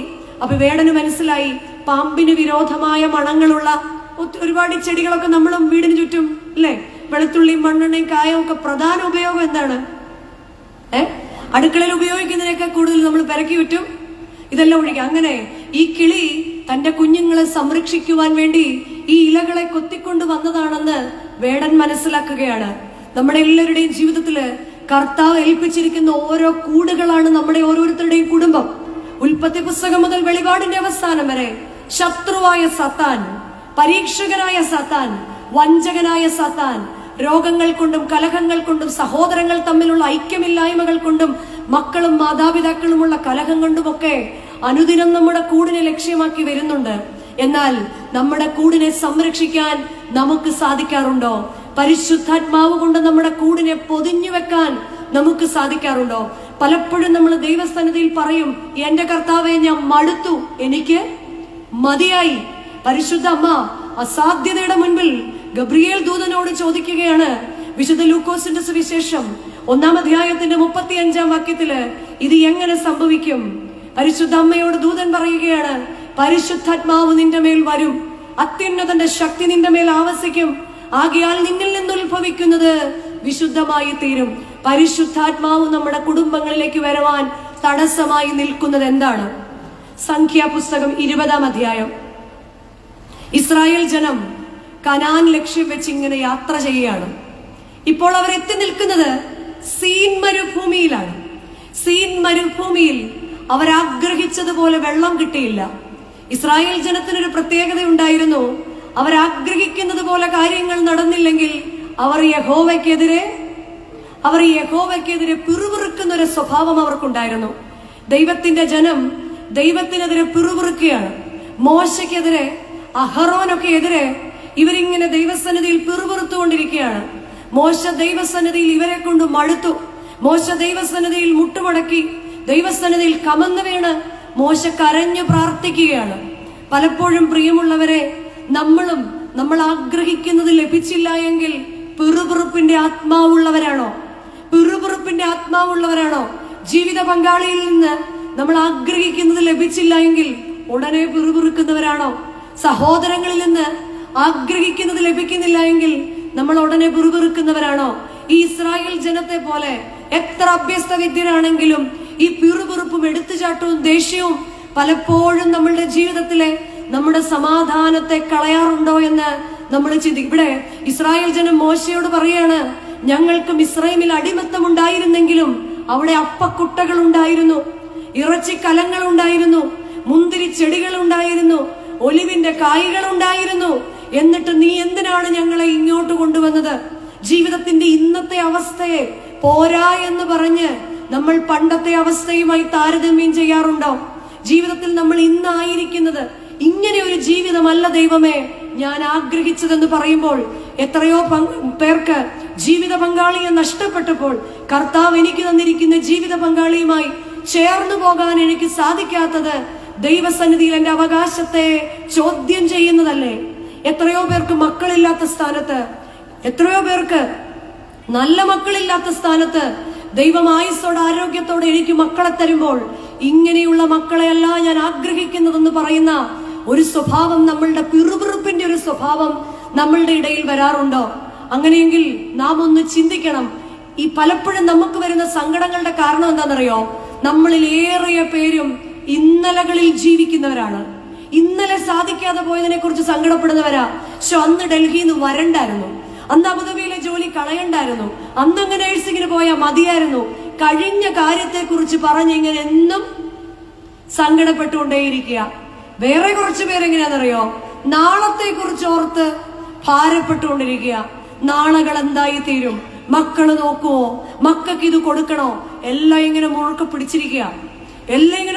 പിടിച്ചിരിക്കുക, ഒന്നും ആർക്കും കൊടുക്കാതെ ഇങ്ങനെ നാളെയെ കുറിച്ച് ഓർത്ത് വ്യാകുലപ്പെട്ട് ജീവിക്കുന്നവർ. ഇന്നിൽ ജീവിക്കുവാൻ, ഇന്ന് നടത്തുന്ന ദൈവത്തിൽ വിശ്വസിച്ച് ജീവിക്കുവാൻ എനിക്കും നിങ്ങൾക്ക് സാധിക്കുമ്പോൾ മാത്രമാണ് നമ്മളുടെ മക്കളുടെ മുൻപിൽ നമ്മളുടെ കുടുംബ ജീവിതങ്ങൾ അനുഗ്രഹത്തിന്റെ ജീവിതമാകുന്നത്. ഇവിടെ പലപ്പോഴും നമ്മുടെ അവകാശം നഷ്ടപ്പെട്ടു പോകുന്നതിന്റെ കാരണം, മോശ ഇസ്രായേൽ ജനത്തിനു വേണ്ടി പ്രാർത്ഥിച്ചപ്പോൾ യഹോവയാം ദൈവം മോശയോട് പറയുകയാണ്, നാളെ നീ എഴുന്നേറ്റ് നിന്റെ വടിയെടുത്തിട്ട് ഇസ്രായേൽ ജനത്തിന്റെ അവരെയും കൂടെ കൂട്ടി പാറയുടെ അടുക്കലേക്ക് ചെല്ലുക, പാറയോട് കൽപ്പിക്കുക, പാറ നിനക്ക് വെള്ളം നൽകുമെന്ന്. മോശ അഹറോനെയും ഇസ്രായേൽ ജനത്തെയും ഒക്കെ കൂട്ടി പാറയുടെ അടുക്കലേക്ക് ചെല്ലുകയാണ്. പാറയുടെ അടുക്കലേക്ക് ചെന്ന് മോശ വടിയെടുത്ത് പാറമേൽ 2 അടിയടിച്ചു. വെള്ളം ശക്തിയായിട്ട് ഒഴുകി. ഇസ്രായേൽ ജനം വെള്ളം കുടിച്ച് തൃപ്തിപ്പെട്ടു. പക്ഷേ യഹോവയാം ദൈവം മോശയോട് പറഞ്ഞു, മോശേ നീ കനാൻ കാണുകയില്ല. മോശേ നീ കനാന്റെ അനുഭവം കാണുകയില്ല. ദൈവരാജ്യത്തിന്റെ അനുഭവത്തിലേക്ക് വന്നു ചേരുന്നവരാണ് നമ്മൾ ഓരോരുത്തരും. അല്ലെങ്കിൽ ദൈവരാജ്യം എന്നിൽ വരണമെന്ന് ആഗ്രഹിക്കുന്നവരാണ്. എന്തുകൊണ്ടാണ് മോശയോട് നീ കനാൻ കാണുകയില്ല എന്ന് യഹോവയാം ദൈവം പറഞ്ഞത്? മോശയോട് യഹോവ എന്താ പറഞ്ഞത്? നീ എഴുന്നേറ്റ് വടിയെടുത്ത് വടി പാറമേൽ നീട്ടി പാറയോട് കൽപ്പിക്കുക. മോശ എന്താ ചെയ്തേ? എഴുന്നേറ്റു, വടിയെടുത്തു, ആളെ കൂട്ടി പാറയിൽ 2 അടിയടിച്ചു. മോശയോട് ദൈവം അത് ആവശ്യപ്പെട്ടില്ല. ഈ വടി ഫറവോന്റെ കൊട്ടാരത്തിൽ അടയാളമായി നിന്ന വടിയാണ്. ഈ വടി ചെങ്കടലിനെ പകുത്ത വടിയാണ്. ഈ വടി ലക്ഷക്കണക്കിന് ജനത്തെ നയിച്ച വടിയാണ്.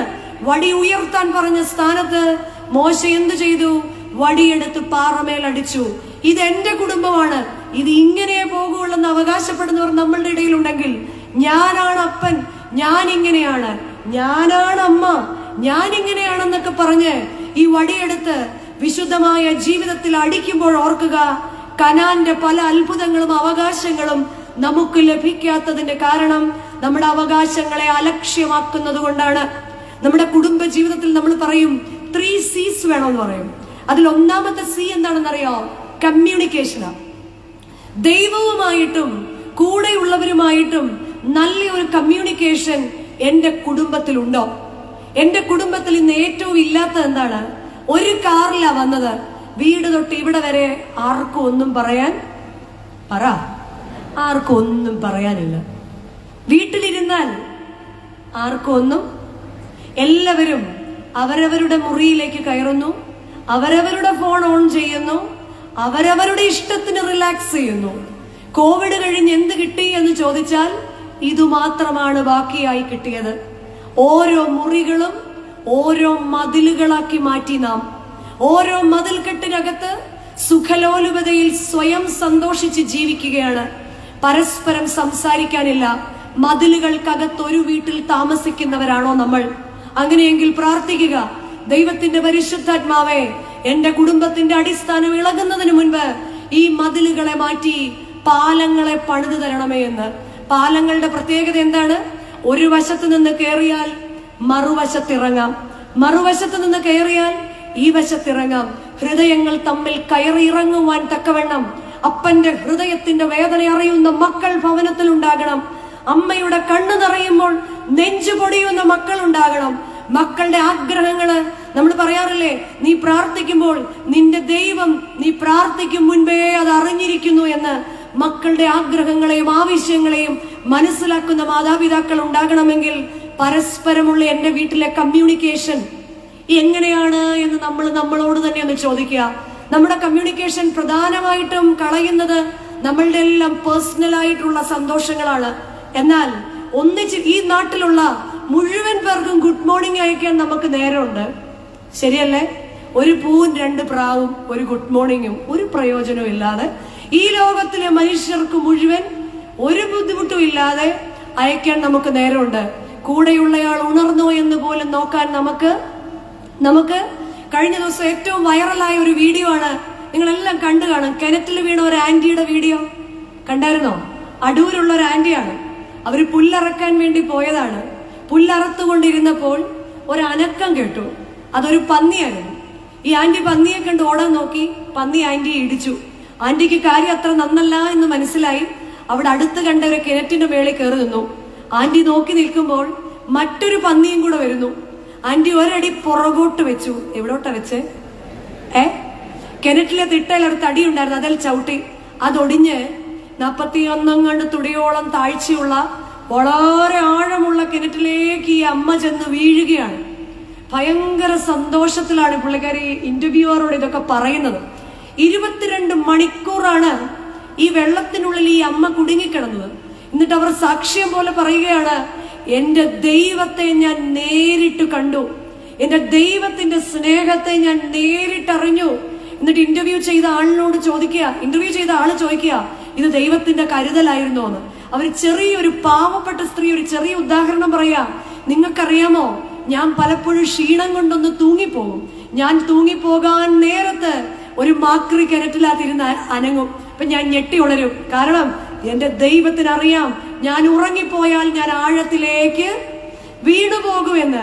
എന്നിട്ട് പറഞ്ഞു, വലിയ ചൂടാണ്, അതുകൊണ്ട് തണുത്ത വെള്ളം കുടിച്ച് ഞാൻ ആ കിണറ്റിലിരിക്കുമ്പോഴും എന്റെ ദൈവം എന്നെ കൈവിടില്ല എന്നൊരു വിശ്വാസം എന്റെ ഉള്ളിൽ ഉണ്ടായി.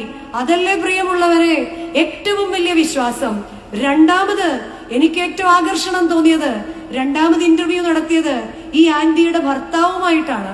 ഭർത്താവ് വളരെ പേടിച്ചാ നിൽക്കുന്നത്. എന്നിട്ട് അദ്ദേഹത്തോട് ചോദിച്ചു, നിങ്ങൾ ഇവർ കിണറ്റിലുണ്ട് എന്ന് കണ്ടു കഴിഞ്ഞപ്പോ നിങ്ങൾക്ക് എന്താ തോന്നിയേ? നിഷ്കളങ്കമായിട്ട് അയാള് ഇന്റർവ്യൂ ചെയ്ത ആളിനോട് പറയാണ്, ഇവളെ കിണറ്റിൽ കണ്ടുടനെ ഞാൻ ചോദിച്ചു, ഞാൻ താഴോട്ട് ഇറങ്ങി വരട്ടെ എന്ന്. ഞാൻ എവിടെ വീഗാലാൻഡിൽ പോയതാണോ? ആണോ? ഞാൻ താഴേക്ക് ഇറങ്ങി വരട്ടെ എന്ന്. എത്ര അഗാധമായ സ്നേഹം! കിണറ്റിൽ കിടക്കുന്ന ഭാര്യയോട് ഭർത്താവ് ആദ്യം ചോദിച്ച ചോദ്യമാണ്. എന്നാ നമ്മളിൽ ചിലർ എന്താ പറയുന്നത്, നീ ഇങ്ങോട്ട് കയറി വാടി, ഞാൻ പലപ്പോഴും അല്ലേ? എന്നാൽ നമ്മൾ മനസ്സിലാക്കേണ്ട ഒരു കാര്യമുണ്ട്, ആഴമായ അവർ തമ്മിലുള്ള ബന്ധമാണ്. കിണറ്റിൽ കിടക്കുന്ന ഭാര്യയോട് ഭർത്താവ് ചോദിച്ച ചോദ്യമാണ്, ഞാനും അങ്ങോട്ട്. നമ്മളിൽ എത്ര പേർക്ക് ഇങ്ങനെ ഒന്ന് ചേർത്ത് പിടിക്കാൻ സാധിക്കും? ഈ ഒരു ചോദ്യമാണ് നമ്മുടെ ഭവനത്തിൽ ഇന്നില്ലാത്തത്. ഞാൻ നിന്റെ കൂടെ ഇരിക്കട്ടെ എന്ന്, എനിക്ക് നിന്നോട് സംസാരിക്കാനുണ്ട് എന്ന് പറയാൻ പരസ്പരം സംസാരിക്കാൻ നമുക്ക് സാധിക്കുന്നില്ല. നമ്മുടെ വീട്ടിൽ ആകെ ഉച്ചയ്ക്കും രാത്രിയിലും നടക്കുന്ന 2 ഡയലോഗ് എന്താണെന്നറിയോ? ഒന്നാമത്തെ ചോദ്യം, ചോറ് പറഞ്ഞോ, വിളമ്പട്ടെ. രണ്ടാമത്തത്, എന്നാ എടുത്തോ. മൂന്നാമത് ചോദ്യമില്ല, ആക്ഷനേ ഉള്ളു. എന്താണ്? റിമോട്ട് എടുക്കുക, റിമോട്ട് എടുക്കുക. അതെന്താ നമ്മുടെ വീട്ടിലൊക്കെ ശ്രദ്ധിച്ചിട്ടില്ലേ? ഡൈനിങ് ടേബിളിൽ എപ്പോഴും ഓപ്പോസിറ്റ് ആയിട്ടിരിക്കുന്നത് എന്താണ്? ഡൈനിങ് ടേബിളിന് ഓപ്പോസിറ്റ്, ശരിക്കും ഒന്ന് ഓർത്ത് നോക്കിക്കുക, ഡൈനിങ് ടേബിളിന് ഓപ്പോസിറ്റ് ആയിട്ടിരിക്കുന്നത് എന്താണ്? TV ആണ്. നമ്മൾ ആഹാരം വിളമ്പുന്നതിന് മുൻപ് തന്നെ ആദ്യം എന്തുറപ്പാക്കും? TV ഓണായി എന്നുറപ്പാക്കും. എന്നിട്ട് നമ്മൾ പറയും, ഈ കുഞ്ഞുങ്ങള് ഫോൺ പറ താത്ത്. സങ്കീർത്തനക്കാരൻ 51 സങ്കീർത്തനത്തിൽ പറയുന്നുണ്ട്, അപ്പോൾ ഞാൻ അതിക്രമക്കാരെ നിന്റെ വഴി പഠിപ്പിക്കും, പാപികൾ നിങ്കലേക്ക് തിരിയുകയും ചെയ്യും. എപ്പോൾ? അതിനു മുൻപ് പറയാ, ദൈവമേ നിർമ്മലമായ ഒരു ഹൃദയം എനിക്ക് നൽകണമേ, സ്ഥിരമായ ഒരു ആത്മാവിനെ എന്റെ ഉള്ളിൽ പുതുതാക്കണമേ. എന്നിട്ട് വേണം വേറൊരാളെ എന്ത് പഠിപ്പിക്കാൻ പോവാൻ? നമ്മൾ നമ്മുടെ മക്കളെ കുറിച്ച് ഇത് ഓഫ് ചെയ്യുന്നില്ല എന്ന് പറയുമ്പോൾ ആദ്യം നമ്മൾ ഓഫ് ചെയ്യേണ്ടത്, നമ്മൾ എവിടെയായിരുന്നു ജീവിതത്തിൽ ഷെയറിങ് പഠിച്ചുകൊണ്ടിരുന്നത്? പണ്ടൊന്നുമില്ലായ്മയുടെ കാലത്ത് വേണ്ടായിരുന്നുവെങ്കിലും അപ്പൻ കൂടുതൽ ചോറെടുക്കുകയും ഒരു പങ്ക് പാത്രത്തിന്റെ മീതി വെച്ചിട്ട് എനിക്ക് മതി, കളയണ്ട, നീ കഴിച്ചോ എന്ന് പറയുന്ന ആ കരുതലിന്റെ സ്നേഹം ഈ ഭക്ഷണമേശയിലല്ലേ നമ്മുടെ മാതാപിതാക്കൾ നമുക്ക് കാട്ടിത്തന്നത്? എന്റെ സഹോദരന്റെ പാത്രത്തിൽ എന്തെങ്കിലും കുറവുണ്ടെങ്കിൽ, എനിക്ക് അല്പമുണ്ടെങ്കിൽ, ഒരു കൈ കൊണ്ട് അതിന്റെ വാലിന്റെ അറ്റത്ത് മുറുകെ പിടിച്ചിട്ട് നീ പകുതി ഒടിച്ചെടുത്തോ എന്ന് പറഞ്ഞു കൊടുത്തതെല്ലാം ഈ ഭക്ഷണമേശയ്ക്ക് ചുറ്റിലുമായിരുന്നു. നമ്മുടെ അവകാശമാണ് നമ്മുടെ മക്കളെ ഈ പങ്കുവെക്കൽ പഠിപ്പിക്കുക എന്നത്. ഈ അവകാശങ്ങൾ, നമ്മളുടെ ഹൃദയങ്ങൾ തമ്മിൽ ഒരു കമ്മ്യൂണിക്കേഷൻ ഉണ്ടെങ്കിൽ മാത്രമേ നമ്മളുടെ ഭവനത്തിൽ സാധ്യമാകൂ എന്ന് എന്താണ് പ്രിയമുള്ളവരെ നമ്മൾ നമ്മളുടെ മക്കൾക്ക് നിഷേധിക്കുന്നത്? ഈ ദൈവിക സ്നേഹത്തിന്റെ പങ്കുവെക്കലുകൾ, ഈ പ്രാർത്ഥനകൾ മക്കളുടെ മുൻപിൽ പങ്കുവെക്കണമെങ്കിൽ രണ്ടാമത്തെ C ആയ കോംപ്രമൈസ് നമ്മുടെ ജീവിതത്തിൽ വേണം. കോംപ്രമൈസ്. ചില കോംപ്രമൈസുകൾ, എന്നിലെ ഞാൻ മുറിക്കപ്പെടണം, എന്നിലെ ഞാൻ മുറിക്കപ്പെടണം. എന്റെ ഇഷ്ടം ഇങ്ങനെ TV കണ്ടുകൊണ്ട് കഴിക്കാൻ ഇല്ല. കുടുംബത്തിൽ ഞാനില്ല, ഞങ്ങൾ മാത്രമാണ്. നമ്മളുടെ ചിന്താവിഷയം തന്നെ സ്വർഗസ്ഥനായ ഞങ്ങളുടെ പിതാവേ എന്നാണ് തുടങ്ങുന്നത്. ദൈവത്തിന്റെ പുത്രൻ, നമ്മുടെ വിശ്വാസ പ്രമാണത്തിലൊക്കെ ചൊല്ലുന്നുണ്ട് തന്റെ ഏകജാതനിൽ. എന്നാൽ വിശുദ്ധ യോഹന്നാൻ ശ്ലീഹ എഴുതിയ സുവിശേഷം 1-ാം അധ്യായത്തിന്റെ 12-ാം വാക്യത്തില് സ്വർഗത്തിന്റെ കൂട്ടവകാശികളായി നമുക്ക് പുത്രൻ തമ്പുരാൻ അവകാശം തന്നിട്ട് പ്രാർത്ഥിക്കാൻ നമ്മളെ പഠിപ്പിച്ചു. സ്വർഗസ്ഥനായ ഞങ്ങളുടെ പിതാവേ.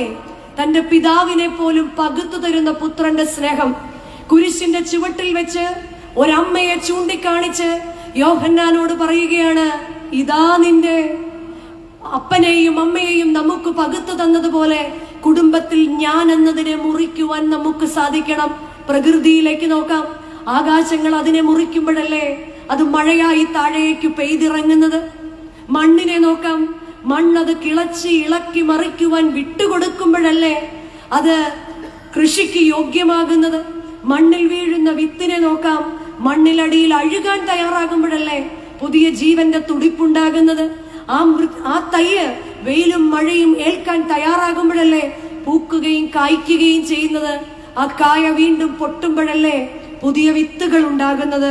ആയതുകൊണ്ട് പ്രിയമുള്ളവരെ, നമ്മുടെ ജീവിതത്തിൽ ചിലതൊക്കെ വിട്ടുകൊടുക്കുവാനും, ചിലതൊക്കെ ഒന്ന് കോംപ്രമൈസ് ചെയ്യാനും, ചിലയിടത്തൊക്കെ ഒന്ന് മൗനം പാലിക്കാനും, ചിലയിടത്തൊക്കെ ഒന്ന് താന്നുകൊടുക്കുവാനും, ചില കോംപ്രമൈസുകൾ നമ്മുടെ ഭവനത്തിൽ ഉണ്ടാകുമ്പോഴേ ദൈവത്തിന്റെ പരിശുദ്ധാത്മാവിന് ദൈവരാജ്യത്തിന്റെ സന്തോഷം നമ്മളുടെ ഭവനത്തിൽ നൽകാൻ സാധിക്കുകയുള്ളൂ എന്ന് നാം ഓരോരുത്തരും നമ്മുടെ മക്കളുടെ മുൻപിൽ മാതൃകയായി കാണിച്ചു കൊടുക്കണം. ചില കോംപ്രമൈസുകൾ, നീ നിന്നെ പോലെ നിന്റെ അയൽക്കാരനെ സ്നേഹിക്കുക എന്ന് കർത്താവ് പറഞ്ഞു. അന്ന് തൊട്ട് നമ്മൾ അടിവരയിടുന്നത് അയൽക്കാരനെ സ്നേഹിക്കുക എന്നതാണ്. ഒരുപക്ഷെങ്കില് കർത്താവിന്റെ സംഭാഷണങ്ങളിലേറെയും, അലഗറിക്കലായിട്ടുള്ള സംഭാഷണങ്ങളിലേറെയും നമ്മൾ മനസ്സിലാക്കേണ്ടത് മർമ്മപ്രധാനം നീ നിന്നെ പോലെ എന്നതുകൂടി ഒന്ന് അടിവരയിടണം. നീ നിന്നെ പോലെ എന്നതുകൂടി ഒന്ന് അടിവരയിടണം. നീ നിന്നെ പോലെ എന്ന് പറയാൻ കാരണം എന്താ? നമ്മൾ ഏറ്റവും കൂടുതൽ സ്നേഹിക്കുന്നത് ആരെയാ? ആരെയാ നമ്മൾ കൂടുതൽ സ്നേഹിക്കുന്നത്? നമ്മൾ ദേഷ്യപ്പെട്ട് ആരെങ്കിലും വന്നാൽ പറ, അച്ഛൻ എന്തിന് ഇതിനൊക്കെ മറുപടി പറയുന്നത്? പോട്ടെന്ന് ഇതേ സാധനം നമ്മളെയാ പറയുന്നെങ്കിലും ഞാനിത് ചോദിച്ചിട്ടുള്ള മറ്റുള്ളവരെയൊക്കെ നമ്മൾ പ്രശ്നം, നമ്മളെ ആരെങ്കിലും. അതുകൊണ്ടാണ് കർത്താവ് പറയുന്നത് നീ നിന്നെ പോലെ തന്നെ സ്നേഹിക്കുവാൻ ചില കോംപ്രമൈസുകൾ അപ്പൻ എന്ന നിലയിൽ വേണം, അമ്മ എന്ന നിലയിൽ എന്റേതായ ചില ഇഷ്ടങ്ങളെ കോംപ്രമൈസ് ചെയ്യുമ്പോൾ മാത്രമാണ് അവിടെ ഞങ്ങൾ എന്ന അവസ്ഥ ഉണ്ടാകുന്നുള്ളൂ. ചില ഇഷ്ടങ്ങൾ മാതാപിതാക്കൾക്ക് വേണ്ടി കോംപ്രമൈസ് ചെയ്യാൻ നമുക്ക് സാധിക്കാറുണ്ടോ? ചില ഇഷ്ടങ്ങൾ മക്കൾക്ക് വേണ്ടി കോംപ്രമൈസ് ചെയ്യാൻ മാതാപിതാക്കൾക്ക് സാധിക്കാറുണ്ടോ? നമ്മളുടെ എല്ലാം വലിയൊരു പ്രശ്നമാണ്. ഇന്ന് മാതാപിതാക്കൾക്ക് വേണ്ടി ഇഷ്ടങ്ങളെ കോംപ്രമൈസ് ചെയ്യാൻ ഭവനത്തിൽ നമുക്ക് താല്പര്യമില്ല. മാതാപിതാക്കളുടെ കണ്ണുനീര് പല ഭവനത്തിന്റെയും അടിസ്ഥാനങ്ങൾ ഇളകിപ്പോകുമെന്നും നമ്മുടെ മക്കൾ ഇതാണ് കണ്ടു വളരുന്നതെന്നും എന്താണ് പ്രിയമുള്ളവരെ നമുക്ക് മനസ്സിലാകാത്തത്? പ്രിയമുള്ള മാതാപിതാക്കളെ, മക്കളെ അവരായിട്ട് അംഗീകരിക്കുവാൻ, മക്കളെ കുറവുകളോടുകൂടി സ്നേഹിക്കാൻ, മരുമക്കളെ കുറവുകളോടുകൂടി സ്നേഹിക്കാൻ നമ്മളുടെ കുടുംബങ്ങളിൽ സാധിക്കുമ്പോൾ മാത്രമാണ് ദൈവരാജ്യത്തിന്റെ സന്തോഷം നമ്മുടെ ഭവനത്തിൽ വരുന്നത്. പലപ്പോഴും വേർവ്യത്യാസങ്ങൾ കാണിച്ചുകൊണ്ടുള്ള ജീവിതം നമ്മുടെ എല്ലാം കുടുംബത്തിൽ ഉണ്ടാകാറുണ്ട്. ഒരിക്കല് ഒരു അപ്പച്ചനെ രക്തമൊലിച്ചുകൊണ്ട് ഞങ്ങളുടെ പാലിയേറ്റീവ് ഹോമിലേക്ക് കൊണ്ടുവരാണ്. അതൊക്കെ അച്ഛൻ അവിടെയായിരുന്നു മിഷൻ നിന്നത്. അപ്പൊ സന്ധ്യ നേരമാണ്, രക്തം ഒലിച്ച് ഇങ്ങനെ രക്തം വാർന്നൊഴുകി വരിക. അച്ഛൻ ചാടി എഴുന്നിട്ട് ചോദിച്ചത് എന്തെങ്കിലും പോലീസ് കേസാണോ? അല്ല അച്ഛ, എല്ലാം പറയാം. പെട്ടെന്ന് അപ്പച്ചനെ ക്ലീൻ ചെയ്തു, അപ്പച്ചനെ റൂമിലാക്കി, അപ്പച്ചനെ ഒന്ന് സമാധാനിപ്പിച്ചു, കാര്യം അന്വേഷിച്ചപ്പോ ഇപ്പഴത്രേ ഉള്ളൂ, അപ്പച്ചന് വയസ്സ് 92. എത്രയാ? 92. അമ്മച്ചി മരിച്ചിട്ട് 2 മാസമേ ആയിട്ടുള്ളൂ. അമ്മച്ചിയുടെ അടക്കത്തിന് മക്കളെല്ലാം വന്നിരുന്നു. അമേരിക്ക മുതൽ ഇങ്ങ് വരെയുള്ള മക്കളെല്ലാരും വന്നിരുന്നു. അപ്പൊ മക്കൾക്ക് മനസ്സിലായി ഇനി വരുന്നത് എന്തിനായിരിക്കും പറ. ഇനി അപ്പച്ചന്റെ കാര്യങ്ങൾക്ക് വേണ്ടി ആയിരിക്കും. അപ്പൊ അതിനു മുൻപ് മക്കൾ ആഗ്രഹം അറിയിച്ചു, ഈ സ്വത്തെല്ലാം കൂടെ ഒന്ന് 92 വയസ്സുള്ള അപ്പച്ചന് ഈ സ്വത്ത് കൊടുക്കാൻ അത്ര താല്പര്യം. പക്ഷെ മക്കളാരാ? അപ്പച്ചന്റെ മക്കളല്ലേ. അവര് നിർബന്ധപൂർവ്വം അപ്പച്ചനിൽ നിന്ന് കൈയൊപ്പ് വാങ്ങി സ്വത്ത് കൈക്കലാക്കി. അന്ന് മുതൽ ഈ അപ്പച്ചൻ ഒറ്റ ആഗ്രഹം മാത്രമേ ഉള്ളൂ, എനിക്കിനി ഒന്നുമില്ലാത്തവനായി ജീവിക്കേണ്ട. അപ്പച്ചൻ ആദ്യം ശ്രമിച്ചത് വീടിന്റെ ഉത്തരത്തിൽ ഫാനയിലായിരുന്നു. എന്നാൽ പഴയ വീടായതുകൊണ്ട് ഫാനും ഉത്തരവും എല്ലാം പൊളിച്ചുകൊണ്ട് അപ്പച്ചൻ സേഫായിട്ട് താഴേക്ക് ലാൻഡ് ചെയ്തു. ഒന്നും സംഭവിച്ചില്ല. രണ്ടാമതായിട്ട് അടുത്തുള്ള ഒരു അമ്പലത്തില് ആനയിടറി. ഈ അപ്പച്ചൻ എല്ലാവരും തിരിച്ച് വീട്ടിലേക്ക് ഓടി. അപ്പച്ചൻ ആനയുടെ അടുത്തേക്ക് ഓടി. ഈ ആന അപ്പച്ചനെ ചുരുട്ടിയെടുത്ത് ഒറ്റയേറ് വെച്ചു കൊടുത്തു. അവിടെ എല്ലാം ഈ കൃഷിയുള്ള സ്ഥലമാണ്. പശുവിന് പുല്ല് വളർത്തുന്ന പുല്ലിലേക്ക് ചെന്ന് ഈ അപ്പച്ചൻ വീണു. വീണ്ടും സേഫ് ലാൻഡിങ്, തിരിച്ചിറങ്ങി ഇങ്ങ് പോന്നു. 3-ാം പ്രാവശ്യം അപ്പച്ചൻ അപമാനം സഹിക്കാൻ വയ്യാതെ വീട്ടിലെ കിണറ്റിൽ ചാടി. അതാണ് ഈ രക്തം. എന്ത് ചെയ്യാനാ? വാർദ്ധക്യം കൊണ്ട് അപ്പച്ചൻ വളഞ്ഞായിരിക്കുന്നത്. ഈ മോട്ടറിന്റെ ഫുഡ് വാൽവ് ഉണ്ടല്ലോ, അതിൽ പോയി ഇങ്ങനെ റാ പോലെ അപ്പച്ചൻ അവിടെ കിടന്നല്ലാതെ കിണറ്റിലോട്ട് വീണില്ല. തിരിച്ചെടുത്തോണ്ട് വന്നു. പ്രിയമുള്ളവരെ, 92 വർഷം അനുഭവിച്ചിട്ടും ഇതൊന്നും വിട്ടുകൊടുക്കാൻ എന്റെ ജീവിതത്തിന്റെ അനുഭവത്തിൽ നിന്ന് എനിക്ക് സാധിക്കുന്നില്ല എങ്കിൽ എന്റെ മക്കൾക്ക് ചിലതൊക്കെ ഒന്ന് വിട്ടുകൊടുക്കാൻ മാതാപിതാക്കൾക്ക് എന്തേ സാധിക്കുന്നില്ല? പ്രിയമുള്ള മക്കളെ, എന്റെ അപ്പനും അമ്മയും രക്തം വിയർപ്പാക്കി ഉണ്ടാക്കിയതാണ്. പിടിച്ചു വാങ്ങാൻ ഞാൻ അവരുടെ കയ്യിൽ ഏൽപ്പിച്ചതല്ല എന്ന് മനസ്സിലാക്കി സ്നേഹത്തോടുകൂടി സകലത്തെയും സഹിച്ചുകൊണ്ട് അവരെയും ചേർത്ത് നിർത്താൻ ചില കോംപ്രമൈസുകൾ നമ്മുടെയൊക്കെ ജീവിതത്തിൽ ആവശ്യമാണ്. അതിനാണ് 3-ാമത്തെ സി, കമ്മിറ്റ്മെന്റ് വേണം. നമ്മുടെ എല്ലാം ജീവിതത്തിൽ വിശ്വാസി എന്ന നിലയിൽ വിശ്വാസത്തോടും, കുടുംബ ജീവിതത്തിൽ അപ്പനും അമ്മയും മക്കളും എന്ന നിലയിൽ നമുക്കെല്ലാം കമ്മിറ്റ്മെന്റുകൾ ഉണ്ടാകുമ്പോൾ മാത്രമാണ്, ഈ കമ്മിറ്റ്മെന്റുകളെ കുറിച്ച് ബോധമുണ്ടാകുമ്പോൾ മാത്രമാണ് നമ്മൾ ഓരോരുത്തരും ദൈവസന്നിധിയിൽ ദൈവരാജ്യത്തിന്റെ നല്ല വേലക്കാരായി തീരുന്നത്, ദൈവരാജ്യത്തിന്റെ നല്ല ശുശ്രൂഷകരായി തീരുന്നത്. ഇവിടെ ആദ്യം വായിച്ചു കേട്ട വേദഭാഗം എന്താണെന്ന് പറയാമോ? ഇവിടെ ആദ്യം വായിച്ചു കേട്ടോ, ആന്റിയുടെ പേര് ഞാൻ മറന്നു, ഈ വേദഭാഗം ഒന്ന് പറയാമോ? കർത്താവിനോട് ചോദിക്കുകയാണ്, ഞങ്ങളിൽ വലിയവൻ ആരാണ്? കർത്താവ് അരയിൽ കച്ചകെട്ടി താന്നിരുന്ന് കാല് ചുംബിച്ചിട്ട് പറയാണ്, ഞാനോ നിങ്ങളുടെ ഇടയിൽ ഒരു ശുശ്രൂഷക്കാരനെ പോലെ ആകുന്നു എന്ന്. കുടുംബങ്ങളിൽ പരസ്പരം ശുശ്രൂഷ ചെയ്യുന്ന അപ്പനെയും അമ്മയും കണ്ടു വളർന്ന കർത്താവിനെ, ആ നസ്രത്തിൽ വളർന്ന കർത്താവിനെ മർക്കോസിന്റെ മാളികയിലും കാലുകഴുകുന്ന അനുഭവത്തിൽ കാണാൻ സാധിക്കും. ശുശ്രൂഷ മനോഭാവമുള്ള മക്കൾ നമ്മുടെ ഭവനത്തിൽ ഉണ്ടാകണമെങ്കിൽ, ശുശ്രൂഷ മനോഭാവമുള്ള നല്ല മാതാപിതാക്കൾ ഭവനത്തിൽ ഉണ്ടാകണം. ശുശ്രൂഷ മനോഭാവമുള്ള ഒരു വിശ്വാസി ഉണ്ടാകണമെങ്കിൽ ശുശ്രൂഷ മനോഭാവമുള്ള മുൻ തലമുറക്കാർ നമ്മളുടെ ഇടയിൽ ഉണ്ടാകണം. എന്നാൽ ഇന്ന് നമ്മളുടെ ഇടയിൽ എത്ര ശുശ്രൂഷ മനോഭാവമാണ് നാം ആഗ്രഹിക്കുന്ന സ്ഥാനത്ത്. നമ്മൾ പ്രാർത്ഥിക്കുമ്പോൾ പലപ്പോഴും പ്രാർത്ഥന ഒരു ക്രിയയായി നടത്തി വരികയല്ലാതെ മക്കളുടെ മുൻപിൽ മാതൃകയാണെന്ന് സംസാരത്തിൽ നമുക്ക് കാണിക്കാൻ സാധിക്കാറുണ്ടോ? ദേവാലയത്തിൽ സംസാരിക്കുമ്പോൾ, വീട്ടിൽ സംസാരിക്കുമ്പോൾ നമ്മളെല്ലാവരും ഭക്തന്മാരാണെന്ന് അവകാശപ്പെടും. എന്നാൽ യാക്കോബ് ശ്ലീഹയുടെ ലേഖനം 1-ാം അധ്യായത്തിന്റെ 26-ാം വാക്യത്തിൽ ഇങ്ങനെ പറയുന്നു: ഒരുവൻ തന്റെ നാവിന് കടിഞ്ഞാണിടാതെ ഹൃദയത്തെ വഞ്ചിച്ചുകൊണ്ട് താൻ ഭക്തനാണെന്ന് നിരൂപിച്ചാൽ അവന്റെ ഭക്തി ദൈവസന്നിധിയിൽ വ്യർത്ഥമാണ്. എന്റെ അവകാശമാണ് എന്റെ ഭവനത്തെ മുറിപ്പെടുത്താതെ സൂക്ഷിക്കുക എന്ന്. യൗസേപ്പിനെ കുറിച്ച് വേദപുസ്തകം പറയുന്നത് അവൻ നീതിമാനായതുകൊണ്ട് മറിയാമിനെ രഹസ്യത്തിൽ ഉപേക്ഷിക്കാൻ തീരുമാനിച്ചു. അപ്പോൾ നീതിമാന്റെ ലക്ഷണം എന്താണ്? നീതിമാന്റെ ലക്ഷണം എന്താണ്? നമ്മൾ പറയും രഹസ്യത്തിൽ ഉപേക്ഷിക്കുന്ന ആളെന്ന്. അല്ല, മറിച്ച് ഒരാളിന്റെ കുറവുകളെ രഹസ്യമാക്കി വെക്കുന്നതാണ്. മറ്റൊരാളിന്റെ സഭയിലായിക്കൊള്ളട്ടെ, സമൂഹത്തിലായിക്കൊള്ളട്ടെ, ഈ രഹസ്യ സ്വഭാവങ്ങളെ സൂക്ഷിക്കാൻ നമുക്ക് സാധിക്കാറുണ്ടോ? പലപ്പോഴും ദൈവരാജ്യത്തിന്റെ സമാധാനം നമ്മുടെ ഭവനത്തിൽ വരാത്തതിന്റെ കാരണം ദൈവമേ എന്റെ പ്രവൃത്തിയാണോ എന്ന് ചിന്തിക്കണം. പണ്ടത്തെ കാലത്ത് നമ്മൾ പറയും പരദൂഷണം ചീത്തയാണ്, പരദൂഷണം പാപമാണ്. ഇന്ന് പരദൂഷണം ഉണ്ടോ? നമ്മൾ ആരും അതിനൊന്നും, അതിന്റെ കുറച്ച് അപ്ഡേറ്റഡ് വേർഷനാണ് ഇപ്പം. ഈ പരദൂഷണത്തിന്റെ അപ്ഡേറ്റഡ് വേർഷൻ എന്താണെന്നറിയോ? ഫോർവേഡഡ്. നമ്മുടെ കയ്യിൽ എന്തെങ്കിലും ഒരു വാർത്ത കിട്ടിയാൽ അതിരാവിലെ നമ്മൾ ഉണരുന്നത് മാത്രം അറിയാം, മുഴുവൻ കേൾക്കുന്നതിന് മുൻപ് 10 കോപ്പി വിൽക്കുക എന്ന് പറയുന്നത് നമ്മുടെ ഒരു അത് ആരെ കുറിച്ചാണ് എന്താണെന്ന് അറിഞ്ഞൂടാ.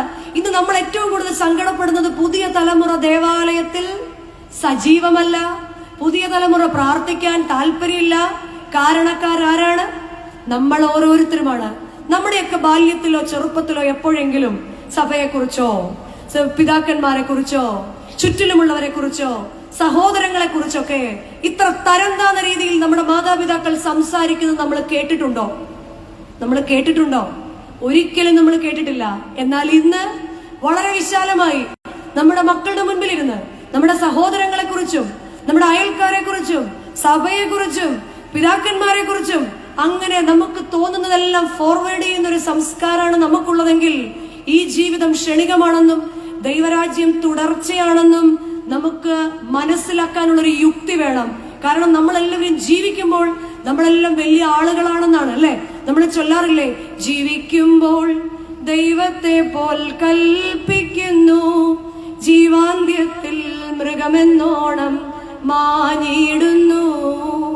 ജീവിക്കുമ്പോൾ ദൈവത്തെ പോലെ കൽപ്പിച്ച് കുടുംബത്തിൽ ജീവിക്കുകയല്ല, മറിച്ച് അലറുന്ന കടലിന്റെ തീരത്ത് ഒരു പുൽനാമ്പ് പോലുമില്ല.